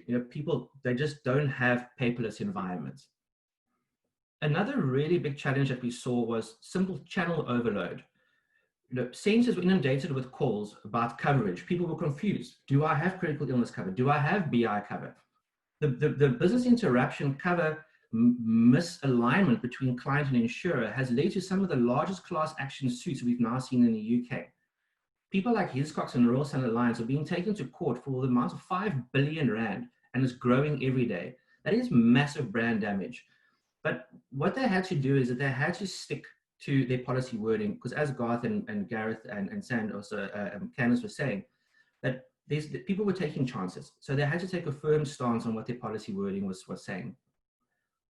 Just some real data, one of our clients here in the UK, they received more queries on their critical illness cover product in the last 6 weeks than they've done in the last 6 years. And that just shows when people start worrying about what's going to happen, they need to call someone. But now, how do you replace that digitally? Claims during a lockdown is another concern. Digital claim assessment and validation is going to become a much bigger focus. We've already seen the use of satellites and drones doing that for very specialist products or and risks in South Africa, particularly around agri. But how do we pivot that onto the mainstream? You know, when they have cool InsureTech tools, and one of the people that we work with quite closely is a company called Extract360, and they allow you to digitally rebuild a motor vehicle accident scene. And when you start coupling this with some really good data from people like DataWalk, you can actually see very quickly whether there's potential fraud around this claim, and then you can only focus your claims assessment on that. And when you have your assessors being physically restricted from moving, digital insights into these events really does help. And then another big challenge was accessibility. And we saw it now with a previous speaker. I was having a chat with some of the executives at Vodacom recently, and they've seen a 60% uptake in data in the last 3 months. 60% jump in data consumption. That is massive. So the infrastructure is busy scaling. It's not perfect yet, but it is getting there. Accessibility is a big thing. And then, as we mentioned, you know, there's been an increase in fraud, and I'm not going to go too deep into that. I think, you know, the previous presenters did a really, really good job at that. But it was the stance of the insurers to push back on iffy claims that have led to some of these lawsuits that we are seeing at the moment. And then another concern for some of the larger organizations and challenges that we've had to help some of our clients with is, how do you start integrating your offshore workforce, if you are using offshoring, with your onshore, when there are two different sets of rules that the people are working for? When you're under a single organization, you're multinational, it's a little bit easier because you still have one HR organization or department that looks after everybody. But when it's two different vendors having to talk to each other from two different parts of the world, it starts creating some real challenges around that. So what are the lessons learned from this? And I think we can all agree that we need to be able to access our operating platforms anywhere and anytime to help our clients, specifically around claims during these times. We need to be paperless. And that is not just our own systems that have to be paperless. We also need to be able to communicate with our part suppliers, our part sources, our third parties in a digital manner. Otherwise, we're just creating another set where we need to put tooling in place and probably have to end up buying fax machines again. And we really don't want to be there. I know my friend Claire Wood from Inesis really agrees with me on this one particular point. That is, we should always try and automate the process, the entire process, not just the task. And that is often a bigger picture that we have to look at. Sorry, I just skipped a slide there by accident. But the one part about process automation that we should not push too hard is when it comes to sensitivities, and that's around claims. You know, while we can do lots of interactions with our clients via chatbots, nobody really wants to be speaking to Alexa when they are sad or concerned. We need to have empathy. And the one nice thing about when you start digitally creating an optimized straight-through processing organization is that you can free up some resourcing, human resourcing, that you can then redeploy to really give your clients a fulfilling and meaningful claims engagement, particularly during crises like this when everybody's nervous and everybody's worried and scared. And then very importantly, we should also be able to give clients access to the information, their claims information in real time. When you order a takeaway on one of these apps, Mr. D in South Africa, Deliveroo, Uber Eats, whatever, you can track where your burger is at any time. Why can't I do that for my claim? I want to know where my claim is. I want to know where the repair is. There is no reason why we can't do this, and we should. We just need to make sure that we have the systems in place that can actually facilitate this. Then when it comes to distribution, there's been some substantial impacts here. You know, and simply put, many brokers do not have the infrastructure that their product providers do. Lots of regional brokers out there can't access these systems. They don't have the same full 5G coverage now that everybody else has. And they're very paper-based. How do we help them? You know, and then also from an affinity partner point of view, when insurance isn't your main priority, and all of a sudden the crocodiles are snapping at your heels because retail is going down, you're going to pivot away from that. You know, if dealing with a product provider to sell their products is too much of a hassle, and you've got other concerns, they drop down the priority list. So how do we as the insurance industry go back up that list? I think it's very important. And then talking about this change in retail, you know, some of the South African lockdown rules have been sillier than others. And, you know, I'm pretty sure that you guys are very frustrated compared to us here in the UK. But the one that I really couldn't get my head around was the ban on retail shopping. You know, I'm very glad that they've now lifted that. And this has also prompted South Africa to start looking at online retail a little bit more seriously. And then very importantly, and I think one of the biggest focuses here in London at the moment is the neobank and challenger bank emergence.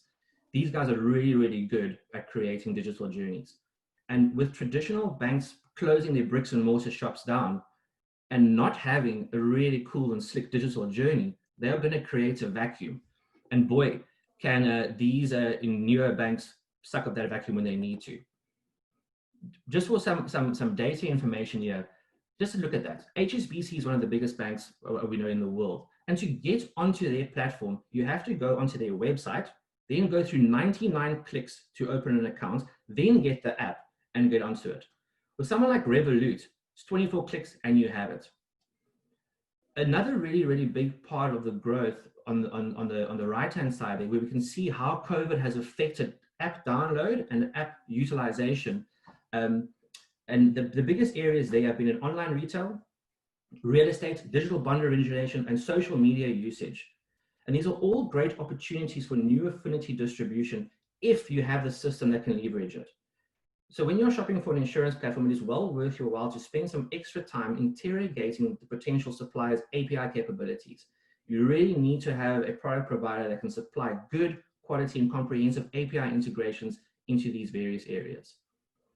And the one that has grown quite a bit in utilization, and we spoke a bit about it earlier, is video chat. You know, how you want to leverage that for insurance growth, I think that's, you know, up to your imagination. But just some data on that is that Microsoft Teams went from 20 million users to 42 million users in 4 months. Zoom, which a lot of us are using, and we're using it right now, their share price went up from less than $100 a share before lockdown, and I think last night they closed at about $219 a share. And I know this because my Revolut bank account allows me to buy Zoom shares whenever I want. And this is obviously becoming more and more interesting for a lot of people. And I must give kudos to Easy Equities in South Africa, who offer a very similar service. And if you haven't checked that out yet, I think you should. It just shows you what good digital journey and digital experience can do for a product. It's not all doom and gloom though, and particularly if you are in the startup space. Some of the latest information here from Datacom's Tech Nation, and have a look at their website, they've got some really, really cool dashboarding, is that at least banking and insurance is going to recover for startups. That's quite nice. And you can see at the top there, digital health, food delivery, gaming, and dating is really the standout, the benefactors of the unfortunate situation that we're finding ourselves in at the moment. Then just some considerations on distribution. Now, while product providers do often provide some level of broker system, they are created to solely provide that product provider's product. And that's great, but not necessarily the best for the broker. If we truly want to support brokers going forward, we have to create a mechanism and a platform for them where they can have a selection of different products that they can provide simultaneously without having to use 15 different systems. It is probably not going to be good for their business to try and run 15 different platforms. They're going to create massive inefficiencies, and the brokers are already under a lot of pressure when it comes to RDR. To really leverage these affinity partners, these potential affinity partners, these fast-growing affinity partners, you need to look at technology that can help you integrate it. We spoke about APIs. And another way of doing it is looking at something like a widget technology, where you can actually embed your product directly into your affinity partners' websites and control your product from a remote location and always have the rules and rating under your personal control. And then last but least, no, not definitely not least, is that, you know, the near challenge of banks integration is going to be key for insurance, I believe. And a lot of people are queuing up to do that here in the UK.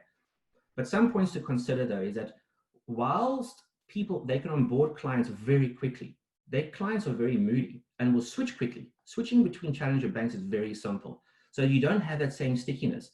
So they currently and always have to be cool, trendy, and innovative. And the problem is that currently insurance isn't. So a lot of challenges that the large organizations are facing is that how do we actually get brand approval from the newer and challenger banks? Because insurance isn't cool and currently probably doesn't have a good reputation considering some of the big lawsuits that we are seeing. And while some insurance is cool and is starting to come out, Lemonade is now filed for IPO. What is a couple of $100 million in a $1 trillion industry? We still need to see insurance becoming a lot cooler very quickly. And then, yeah, like I said, the previous presenters covered the security very, very well. So when I heard that Simon was going to be the host today and I had to cover some cybersecurity, it immediately felt like I was going on to the insurance apprentice and I was nervous as hell. And I'm sure that he and Candice and Garthan will have some much deeper insights into some of these figures. But just what I was wanting to just brush over here quickly is NTT's latest analysis on cybersecurity in South Africa. And what's concerning is that it looks like, and it is, according to their data, that we, insurance, is currently the biggest targets of cybercrime. So I think that we should take the advice that was given to us earlier a little bit more seriously than before. And then I was surprised that no one mentioned it, but one of the big hacks that's currently going on right at the moment is Honda, the car manufacturer. And it's currently unfolding as we speak. They've been very, very hush-hush about the real-world impact. And it's another big thing that that Candice and Simon will know about. It's often very good to not talk about data breaches. It's bad for business to mention it. This is why we have these ransomware attacks. But kind of word on the underground, and we've got some ethical hackers in our organization, so they kind of keep their ear close to the ground about what's happening in these places. Is that they've launched a snake ransomware that is attacking multiple of their operating and manufacturing plants, so much so that they've shut these factories down. So what you actually see on video on Twitter about these hundreds of thousands of, thousands of workers leaving the factories versus what they're putting out to press doesn't quite line up. So as this unfolds over the next few days, I'm pretty sure that we'll see a little bit more information coming out from Honda about this latest big hack.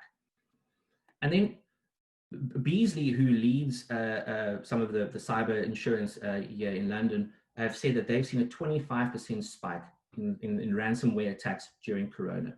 As we said, with everybody trying to get back into systems that have been designed to keep people out, it creates weaknesses, and hackers are going to exploit that. I think that was mentioned earlier before. And then so because everybody covered cybersecurity so well, I thought, well, let's talk about other elements of cyber fraud. If you're a motorsport fan like me, what you see there on the left is kind of what we've had to look at or watch for Formula One for the last few months. And whilst it's not great, it's probably still better than trying to watch a MotoGP rider play PlayStation against another MotoGP rider on some Facebook stream. That was really very, very boring. But just to put this picture in context, this chap here on the left-hand side, his name's Daniel Abt, and he's a real-world racing driver. And he was participating in an online event. Esports is becoming massive. It is now $1 billion a year industry, and it's growing very quickly, projected to be around a $70 billion industry in the next 2 years. But in any case, he was participating in a race and against other real-world racing drivers, and there was some prize money at stake. So what did he do? He got the esport driving champion to log in as him and race on his behalf, and no one was none the wiser until he got caught out a little bit later. So some of the online fraud is just pure cheating. And obviously that makes a very, very interesting a way of looking at insuring this, because it really is growing. When it comes to esports insurance, Beasley and CFC in London are leading the way, and they cover players, digital events, digital interruption. It's really becoming a big thing. I'm not sure if SHA has done anything around that area, but potentially would be quite interesting. But just to give you some scale, or some idea of scale, the previous League of Legends esports event was watched by 5 million concurrent users, say about 5 million people. That's more people that dial into, or watch a news channel at any given time. And then when it comes to the most important part that I believe has been negatively impacted or coroned, and how can technology help, is the people. When this all happened, we were confused, we were concerned. Nobody would have thought about everybody having to go home, at the same time, while we were worried about our families, our jobs, and the future. It was a very, very scary time. And honestly, who would have sat here and gone, right, let's send everybody home in one go and try and run an insurance industry. And I was thinking about, who would be crazy enough to actually think about something like that. And I actually found a picture when I believe this is the actual moment that Elon probably thought about it, when he had a nice big drag on Joe Rogan's podcast. But that's the kind of level of crazy thinking that you would have to send everybody home. It would be a man who shot a car into space while playing David Bowie. And whilst we've got him on the screen, big congrats to him. Yesterday, Tesla hit $1,000 a share to become the most valuable car company in the world. And that is really, really incredible. And just talking about this podcast where he got into a little bit of trouble for having a bit of a spliff, is that was Joe Rogan's podcast. Now, I'm not sure if anybody listens to it. I'm sure many people do because he's got millions of followers. But just to put it into perspective about how big Joe Rogan's podcast is and potentially the risks around this, is that on a monthly basis, he reaches half the viewership of CNN, 2/3 the viewership of NBC, and 1/3 of Fox's viewership. He just sold that podcast for $100 million.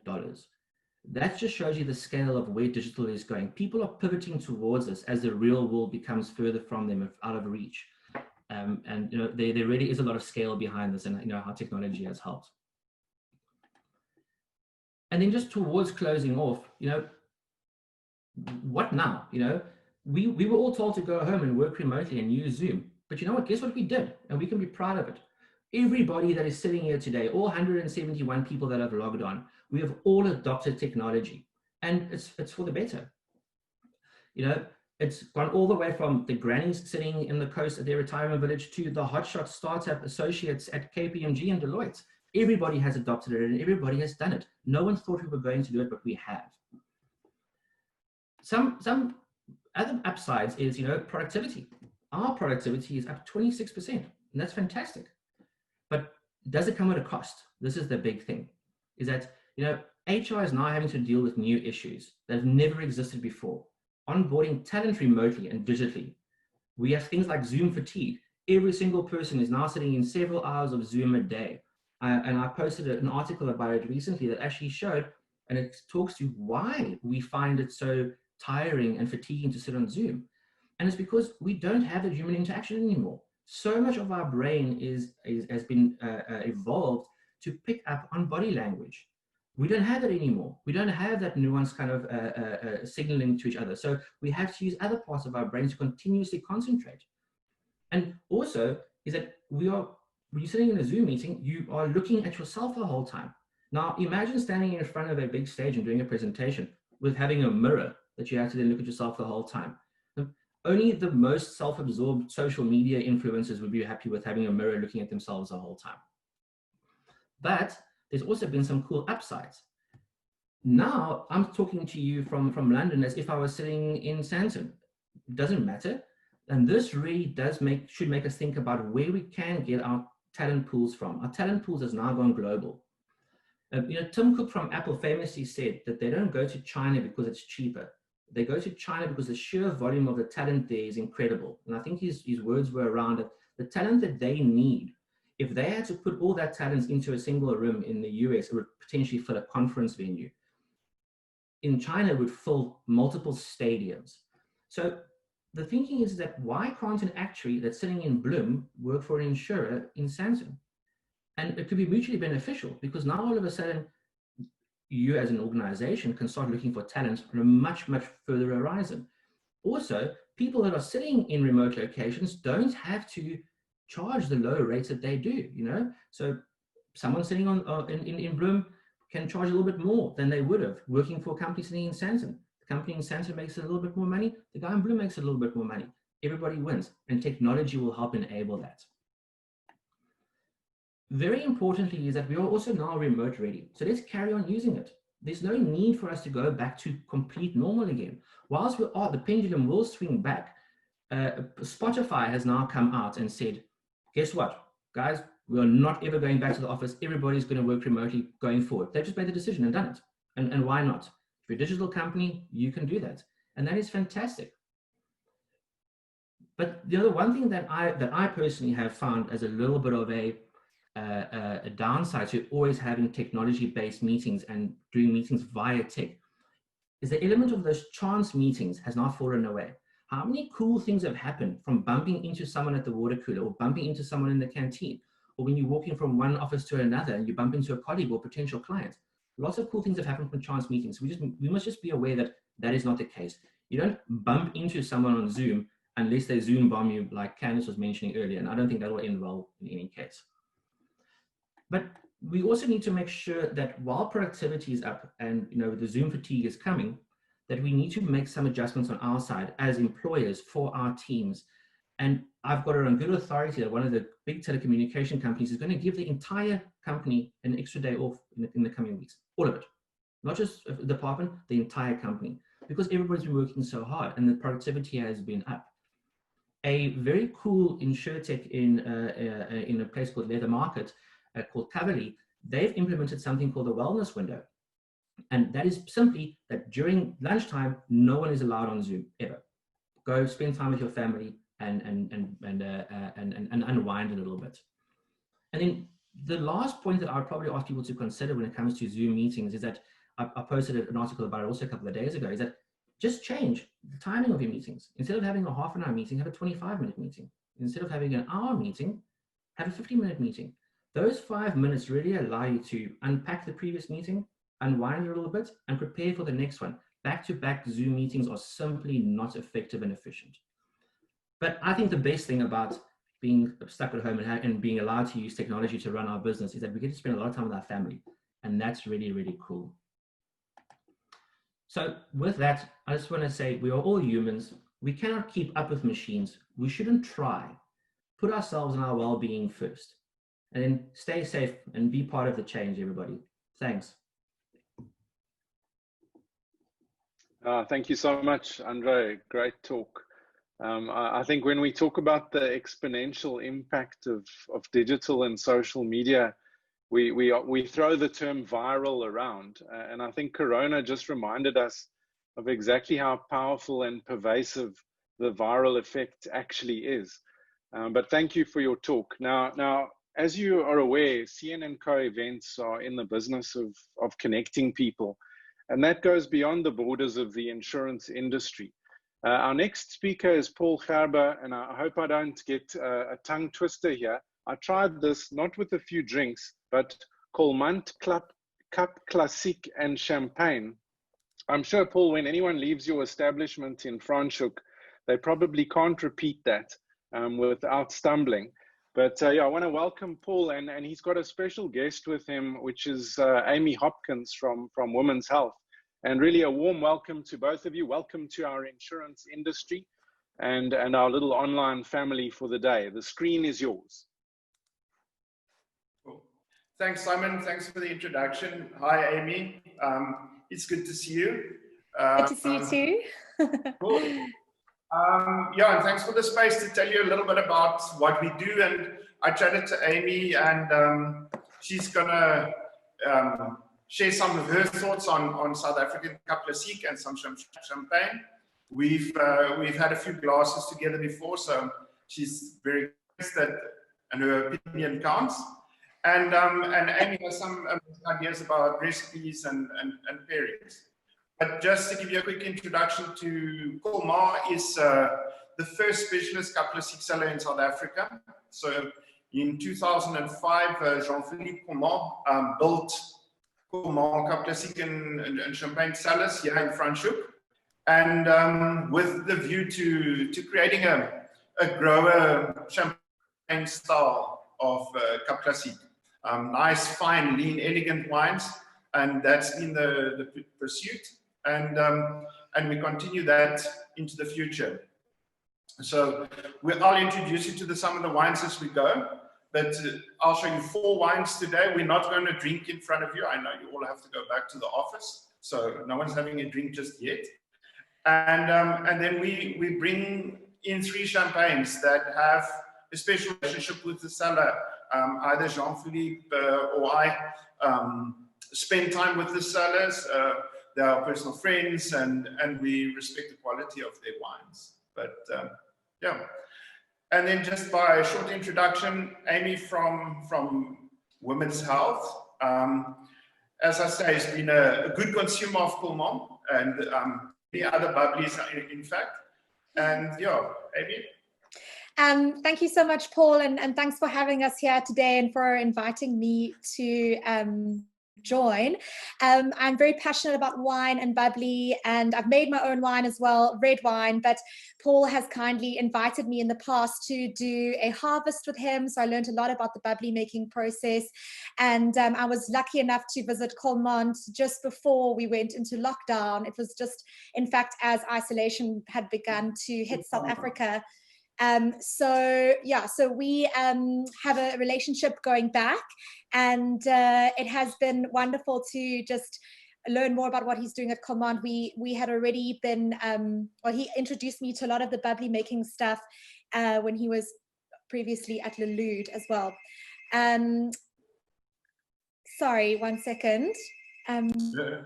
No, I'll take over. So, Michael, thanks for the message. Wonderful that you love our liquid.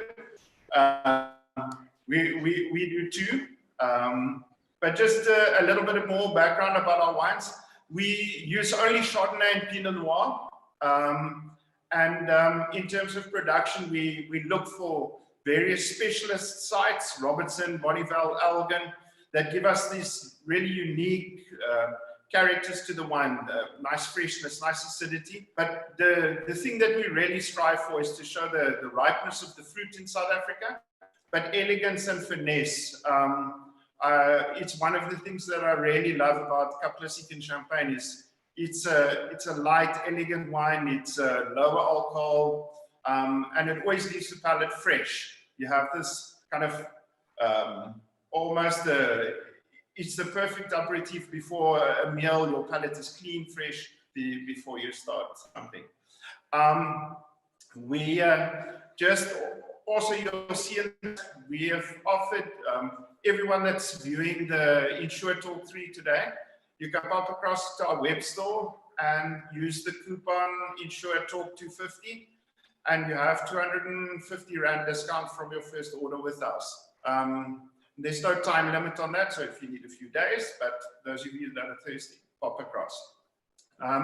So, Amy, to get the ball rolling, your favorite time of the day to have a glass of Cap Classique or champagne? Oh my goodness, I wish I could have one right now, but I'm also working this afternoon. I think if it is the weekend, if you do have time to take a day to enjoy some delicious bubbly, it would generally be for me after I've had a nice cycle in the morning, maybe with a bit of brunch, some very crisp, fresh, quite light bubbly just to sort of kick off the day. Paul, do you want to tell us a bit more about some of those that you would recommend for almost a brunch kind of experience? Yes, yeah, Abby, that's a fantastic. We do a lot of our tasting when we blend early in the morning. Your palate's the freshest, clean. But yes, 100% right. I'm not quite the high performance athlete you are, but after a little mountain bike around the block, I think an excellent way to start the day is with a Brut Reserve. So it's a blend of Chardonnay and Pinot Noir. It's got nice fruit, so there's a wonderful texture from the fruit, but that freshness and acidity is perfect. Maybe with even some oysters early in the morning or a croissant or something like that. Definitely. I'm a huge fan of oysters, so I totally buy into, drank the Kool-Aid, I'm into that oyster and bubbly combo full on. So. No, I think one of the nicest things is that the freshness and acidity from Cap Classique and Champagne really bring out those kind of natural flavors that you have in seafoods, especially like an oyster. And so you don't even need anything to put on it. You just can have it fresh nicely chilled. Yeah. And before, when we were chatting about the talk today, I shared with Amy, he had a wonderful, there's a chef in Franschhoek, foliage, and he made a porcini soup. And it's pouring at the moment in Franschhoek. In fact, we have our first snow of the season on the mountains here. And I was telling Amy, we had this porcini soup the other day with rosé. So also just to show that rosé and that kind of the nice deepness of Pinot Noir goes really well with a soup, a nice something that warms you from inside as well. Absolutely. I think, and Paul, one of my favorite dishes to make during the week is a mushroom risotto. It's just easy and quick and kind of a comfort food now during the colder months. It is freezing in Cape Town as well. I'm in Sea Point and it's raining like crazy. So I'll be making risotto later today, and I find the mushrooms and the rosé of the champagne just go so beautifully together as a pairing. And it's almost like those rich sort of meatier, like a charcuterie for me also is a great combination for rosé, bubbly. And of course, chocolates and berries as well. So if you're having a bit of dessert afterwards too. And yes, I'm from Women's Health. And of course, we look at creating a healthy, balanced lifestyle. And that does include some treats and indulgence, of course, because we are all human after all. But why bubbly is such a nice offering is that it's generally lower in calories and a little bit lighter in alcohol. And I think that's quite nice for me, particularly. I think all the cycling, Paul, like you mentioned, it just means my tolerance is a bit lower. Could have an extra glass in me. Yeah, I mean, yeah, it's interesting that you say that, just to keep going on with that idea. But we notice that with rosé, slightly less acidity, and you kind of have this richness from the fruit, the ripeness from the fruit on the rosé that works really well. And I think people underestimate how bubbly can work for dessert or at the end of the meal, also just to finish off at the end of the meal. And maybe coming on to that, I wanted to talk about cheeses. I know when you were here last, I think you guys stopped at a famous little cheese shop in Franschhoek, La Côte. And it's really fantastic to see champagnes, sometimes older, more vintage champagnes or Cap Classique paired with cheese. And I'd really like to hear some of your favorites for those of you that are cheese fans and looking at pairing cheese and Cap Classique.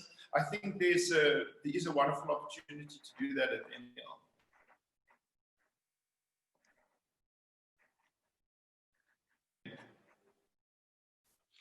Can you hear me, Amy? Sorry, I just lost you there for a second.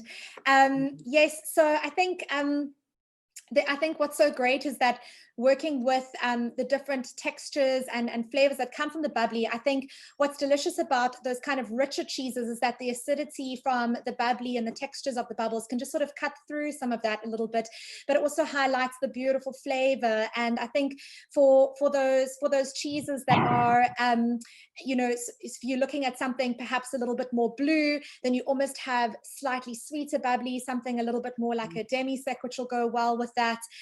They just help to really balance out those flavors. So I think those are really good options for pairing with the cheese. And of course, not only the cheese, but what you put it on, the biscuits, the croissants, you know, it's all about playing with those biscuity, bready, brioche flavors as well. So I think, you know, of course, we're fortunate to, Franschhoek is the most special valley because there's such incredible produce coming from the region, and obviously to support those local farmers and produce makers and have that with the local bubbly. It's just that it's such a nice combination of having food, that sense of place, you know, the terroir, not only of the bubbly but also the cheese. And yeah, I think there are lots of different ways to play with the flavors. I think especially if you have even something like a Gruyere or something that's a little bit nuttier, I think that goes with more like a classic bubbly. So those are kind of my ideas for the pairings that would work, Paul. Yeah, fantastic. Yeah, that's such a wonderful point. One of the champagnes that we import is Lemonil, and it's the small village in Lemonil-sur-Gers, right kind of in the Côte Blanc. And one of my favorite things is just outside the village on the slope is to buy a baguette from the local baker and sit there and have cheese. And you can see in harvest time, you can see the guys harvesting. And yeah, like you say, a way of life, enjoying cheese and taking a moment to enjoy life like that. And I often think Chardonnay or richer, older Chardonnays are the way to go with cheese. Thank you, Albert, for commenting there. Yeah, the Dale cheeses are absolutely incredible. I love, they make one called Huguenot, and Amy was speaking about the Gruyere. The Huguenot is a slightly sweeter, nutty version of Gruyere almost for me, but I think a fantastic cheese and definitely a cheese to be enjoyed as at the end of a meal. And then maybe just also to finish off or near the end, to speak about the Prestige Cuvées. So Prestige Cuvées is the offering that a seller would have where they've aged the wines for longer. In the case of Colmar, our Brut Reserve are for only 3 years, and the Blanc de Blanc and the Absolute, which are 100% Chardonnay, are aged for 5 to 7 years. And we notice with wines like that, the Chardonnay really tends to work better for longer aging. And I think my personal favorite for something like this is a cheese souffle. So if you are daring, I don't know if you have tips for us, Amy, on cheese souffle, but one of my favorite things is kind of the richness from the souffle, but also the lightness and the elegance. Yeah. No, Paul, I have to let you down here. I'm not a souffle expert, but I think what I do find interesting is that, you know, you underestimate some of the pairings of bubbly. I know we spoke earlier about having it for brunch, but actually egg-based dishes go really well with bubbly. So it's a bit of a pairing that you might not think about, but I think typically why it serves so deliciously with a brunch meal is not only because it's a bit lighter, but eggs tend to go really well with bubbly. And another interesting pairing is fried food. So like tempura veggies, also really nice to have for starters or canapes. That tends to pair really well with bubbly. And I was talking to Paul about this earlier, but I love serving like a homemade curry or some Thai food with some bubbly as well. And here you can even look at going to some of the slightly almost demi-sec bubblies, depending on this sort of spiciness level. Obviously, I can't cook too spicy in my house because my partner doesn't love that much chili. But I do make a lot of like veggie curries and Thai curries in winter. And I think they, you know, it's difficult to sometimes think of a wine or what to serve guests when you are having those kinds of foods, and bubbly just tends to really go well with all of those flavors. It just allows the flavors to kind of shine. So yeah, I think sorry about the souffle, Paul. But I think one of the things that you know, with a wine style like this is, I think people should experiment more. Often, I think in the past, always a couple of Seco champagne was only at the beginning of the meal. Now we can see it can be enjoyed throughout the meal. And like you said, with the sec reserve, with or a demi-sec, if you prefer something sweeter, I think the wine has more texture and body in being able to survive like that. And also, whilst you were talking about that, I just thought, like on a health note, salads in summer as well. Do you have any pairing tips there? I've seen some incredible posts on your social media about your salads.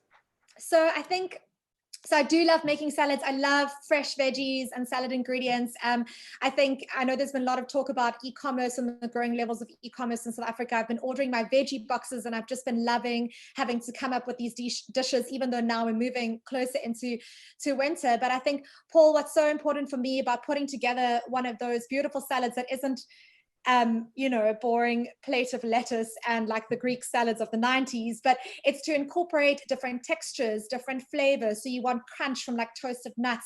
You want beautiful like sauteed asparagus or broccoli, something put in there that's also a bit of fibrous protein. So like your chickpeas or quinoa.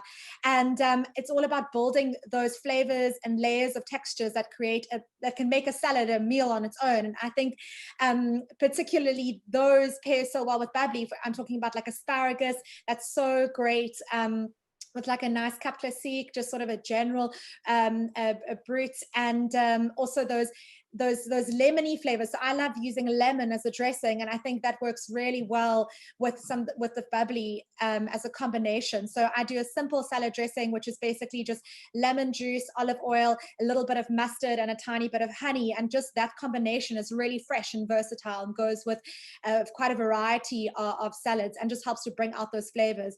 And the fresh herbs, Paul, I think what's also so nice is playing with the combinations of the herbs like your basil, your coriander, and using that to pair also with your different bubblies.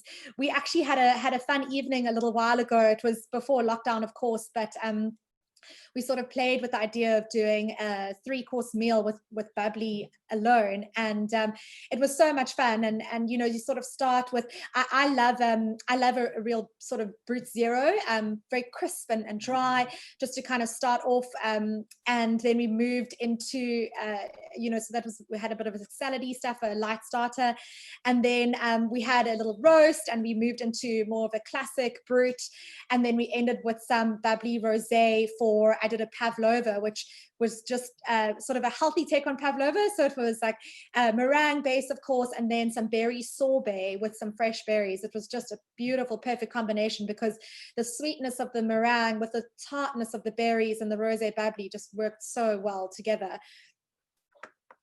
Yeah, fantastic. And then maybe just quickly whilst we're wrapping it up, to say also zero dosage, like you said, so there's no sugar added at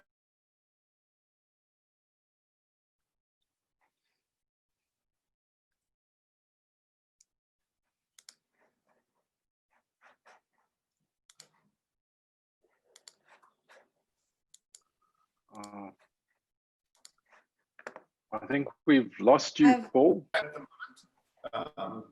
I've lost him as really well. diverse. Oh, there you go. Sorry, Paul, you disappeared for a second there. Okay, am I back now? You're back, yeah.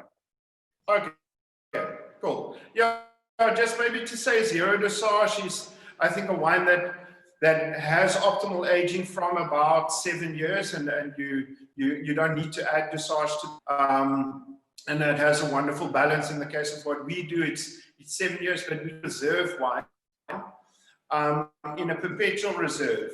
And a perpetual reserve basically means that some of the best wine we have from each vintage, 2006 all the way through to what we are busy bottling now. In fact, the guys are waiting for me to return to the filtering, but we keep a little bit of that wine and we keep back blending it into this perpetual reserve. And it's that wonderful combination of having a wine that has tradition, like you said, a sense of wow, because it comes from place. But one of the things that we really want to strive to do, or what I'd like to do in making wine, is it will be wonderful that I can leave a wine that my son can serve to his son.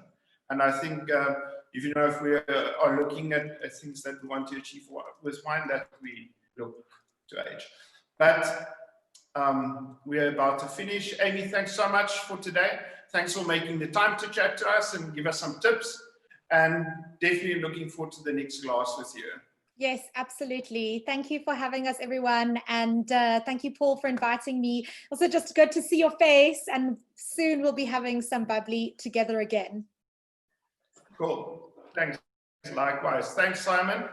Thanks so much for the opportunity to show our wine and talk a little bit about them.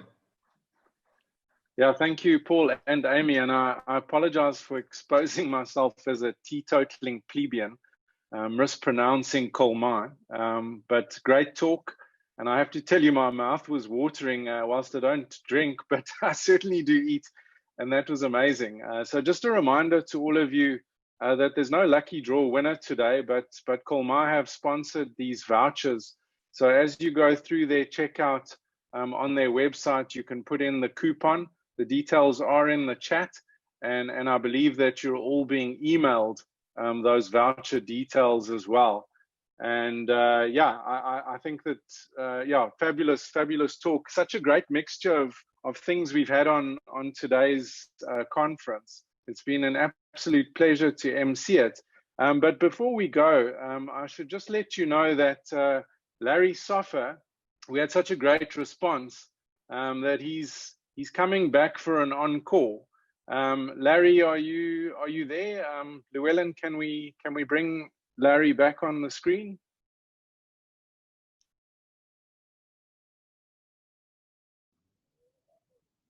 Hey, Larry. Hi, Simon. Good to be back. I'm so glad everybody had a great time. Yeah, look, the comments in the chat were amazing. So well done on your performance earlier. So you're going to do something for us now? Yeah, totally. There's a part in my show where I actually would bend metal in my live show.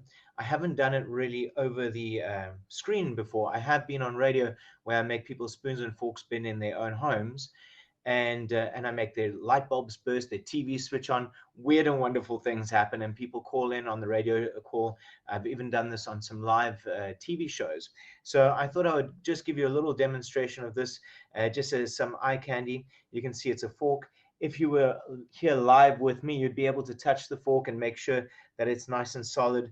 And I'll even just bang it over here. You can nice and solid, yes? So look, if I take it and I shake it just like this, you can actually see it starting to bend. Wow. All the way down. Wow. I'll try a little bit further without touching it.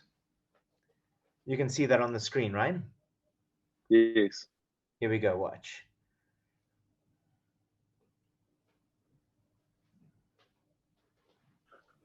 What the fork? Now, that's what's amazing, even crazy, Larry. Well, thank you. And what's even crazy, and you can feel this fork. If you were here with me, you'd be able to feel it. You'd be able to touch it. It's extremely solid. In fact, I thought I'd take this a little bit further and even try and reach you in your own home, if that's okay with you. Do you have a teaspoon with you, some piece of metal or something like that? I don't have a spoon with me. I've got a screwdriver. Okay. Would that work? Yeah, I mean, we can try not, something with it's that. It's not completely metal, but yeah, it's a bit of plastic. Could we do something with this? I can try. Yeah. I can try. I mean, screwdrivers are extremely solid, so I'm going to try this out. I want you to hold the screwdriver just like this toward the screen so everybody can see this. Okay, how's that? And just like keep that. Yeah, keep it more in your fingers, and we're going to try and make this bend. So I want you to focus. Now, I believe that the only way that this is possible is if we really believe, okay? And first of all, the reason why I've managed to be able to do this over the screen is because I believe that the only times that we failed in our life is when we didn't apply the knowledge we already knew, or we didn't have the knowledge to begin with. So I believe that the way that we can create the impossible is by applying what we know, or going out and getting the knowledge we need to create real magic. So right now, I want you to focus on this, and I'm going to try and Larry, something feels like it's happening already. Okay, it will start to happen even more, and you'll actually start to see that screwdriver start to bend. Just believe it, and if you just go with this with me, Simon, this will actually happen. Can you see it bending there? It's actually starting to bend. Look at that. Look at that. Look at that. Can you feel? You can feel it moving in your hand, right? I feel something happening on the side here. You can see. I don't know if everyone can see that. Try and bend it even more. That's a little bit more, a little bit more. Can you hold it in your hand like this? Like this? Yes. And just try and push energy into the screwdriver, and we're going to make this start to bend even more. That's it. That's it. Here we go. You can feel it, and you can actually see it starting to bend, right? Look at that. Look at that. It's actually bending. Yes. You can feel it, right? I can feel it, and it's getting hotter as well. I'm actually going to have to stop holding it there. Okay, cool. Can I do that? Show everybody. Show everybody.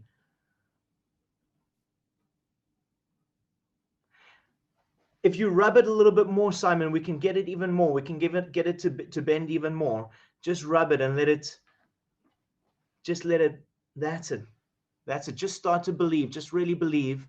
I got to tell you at home, it's an old solid screwdriver. You're doing so good. You can see it bending even further. Look at that. Look at that. I can feel it.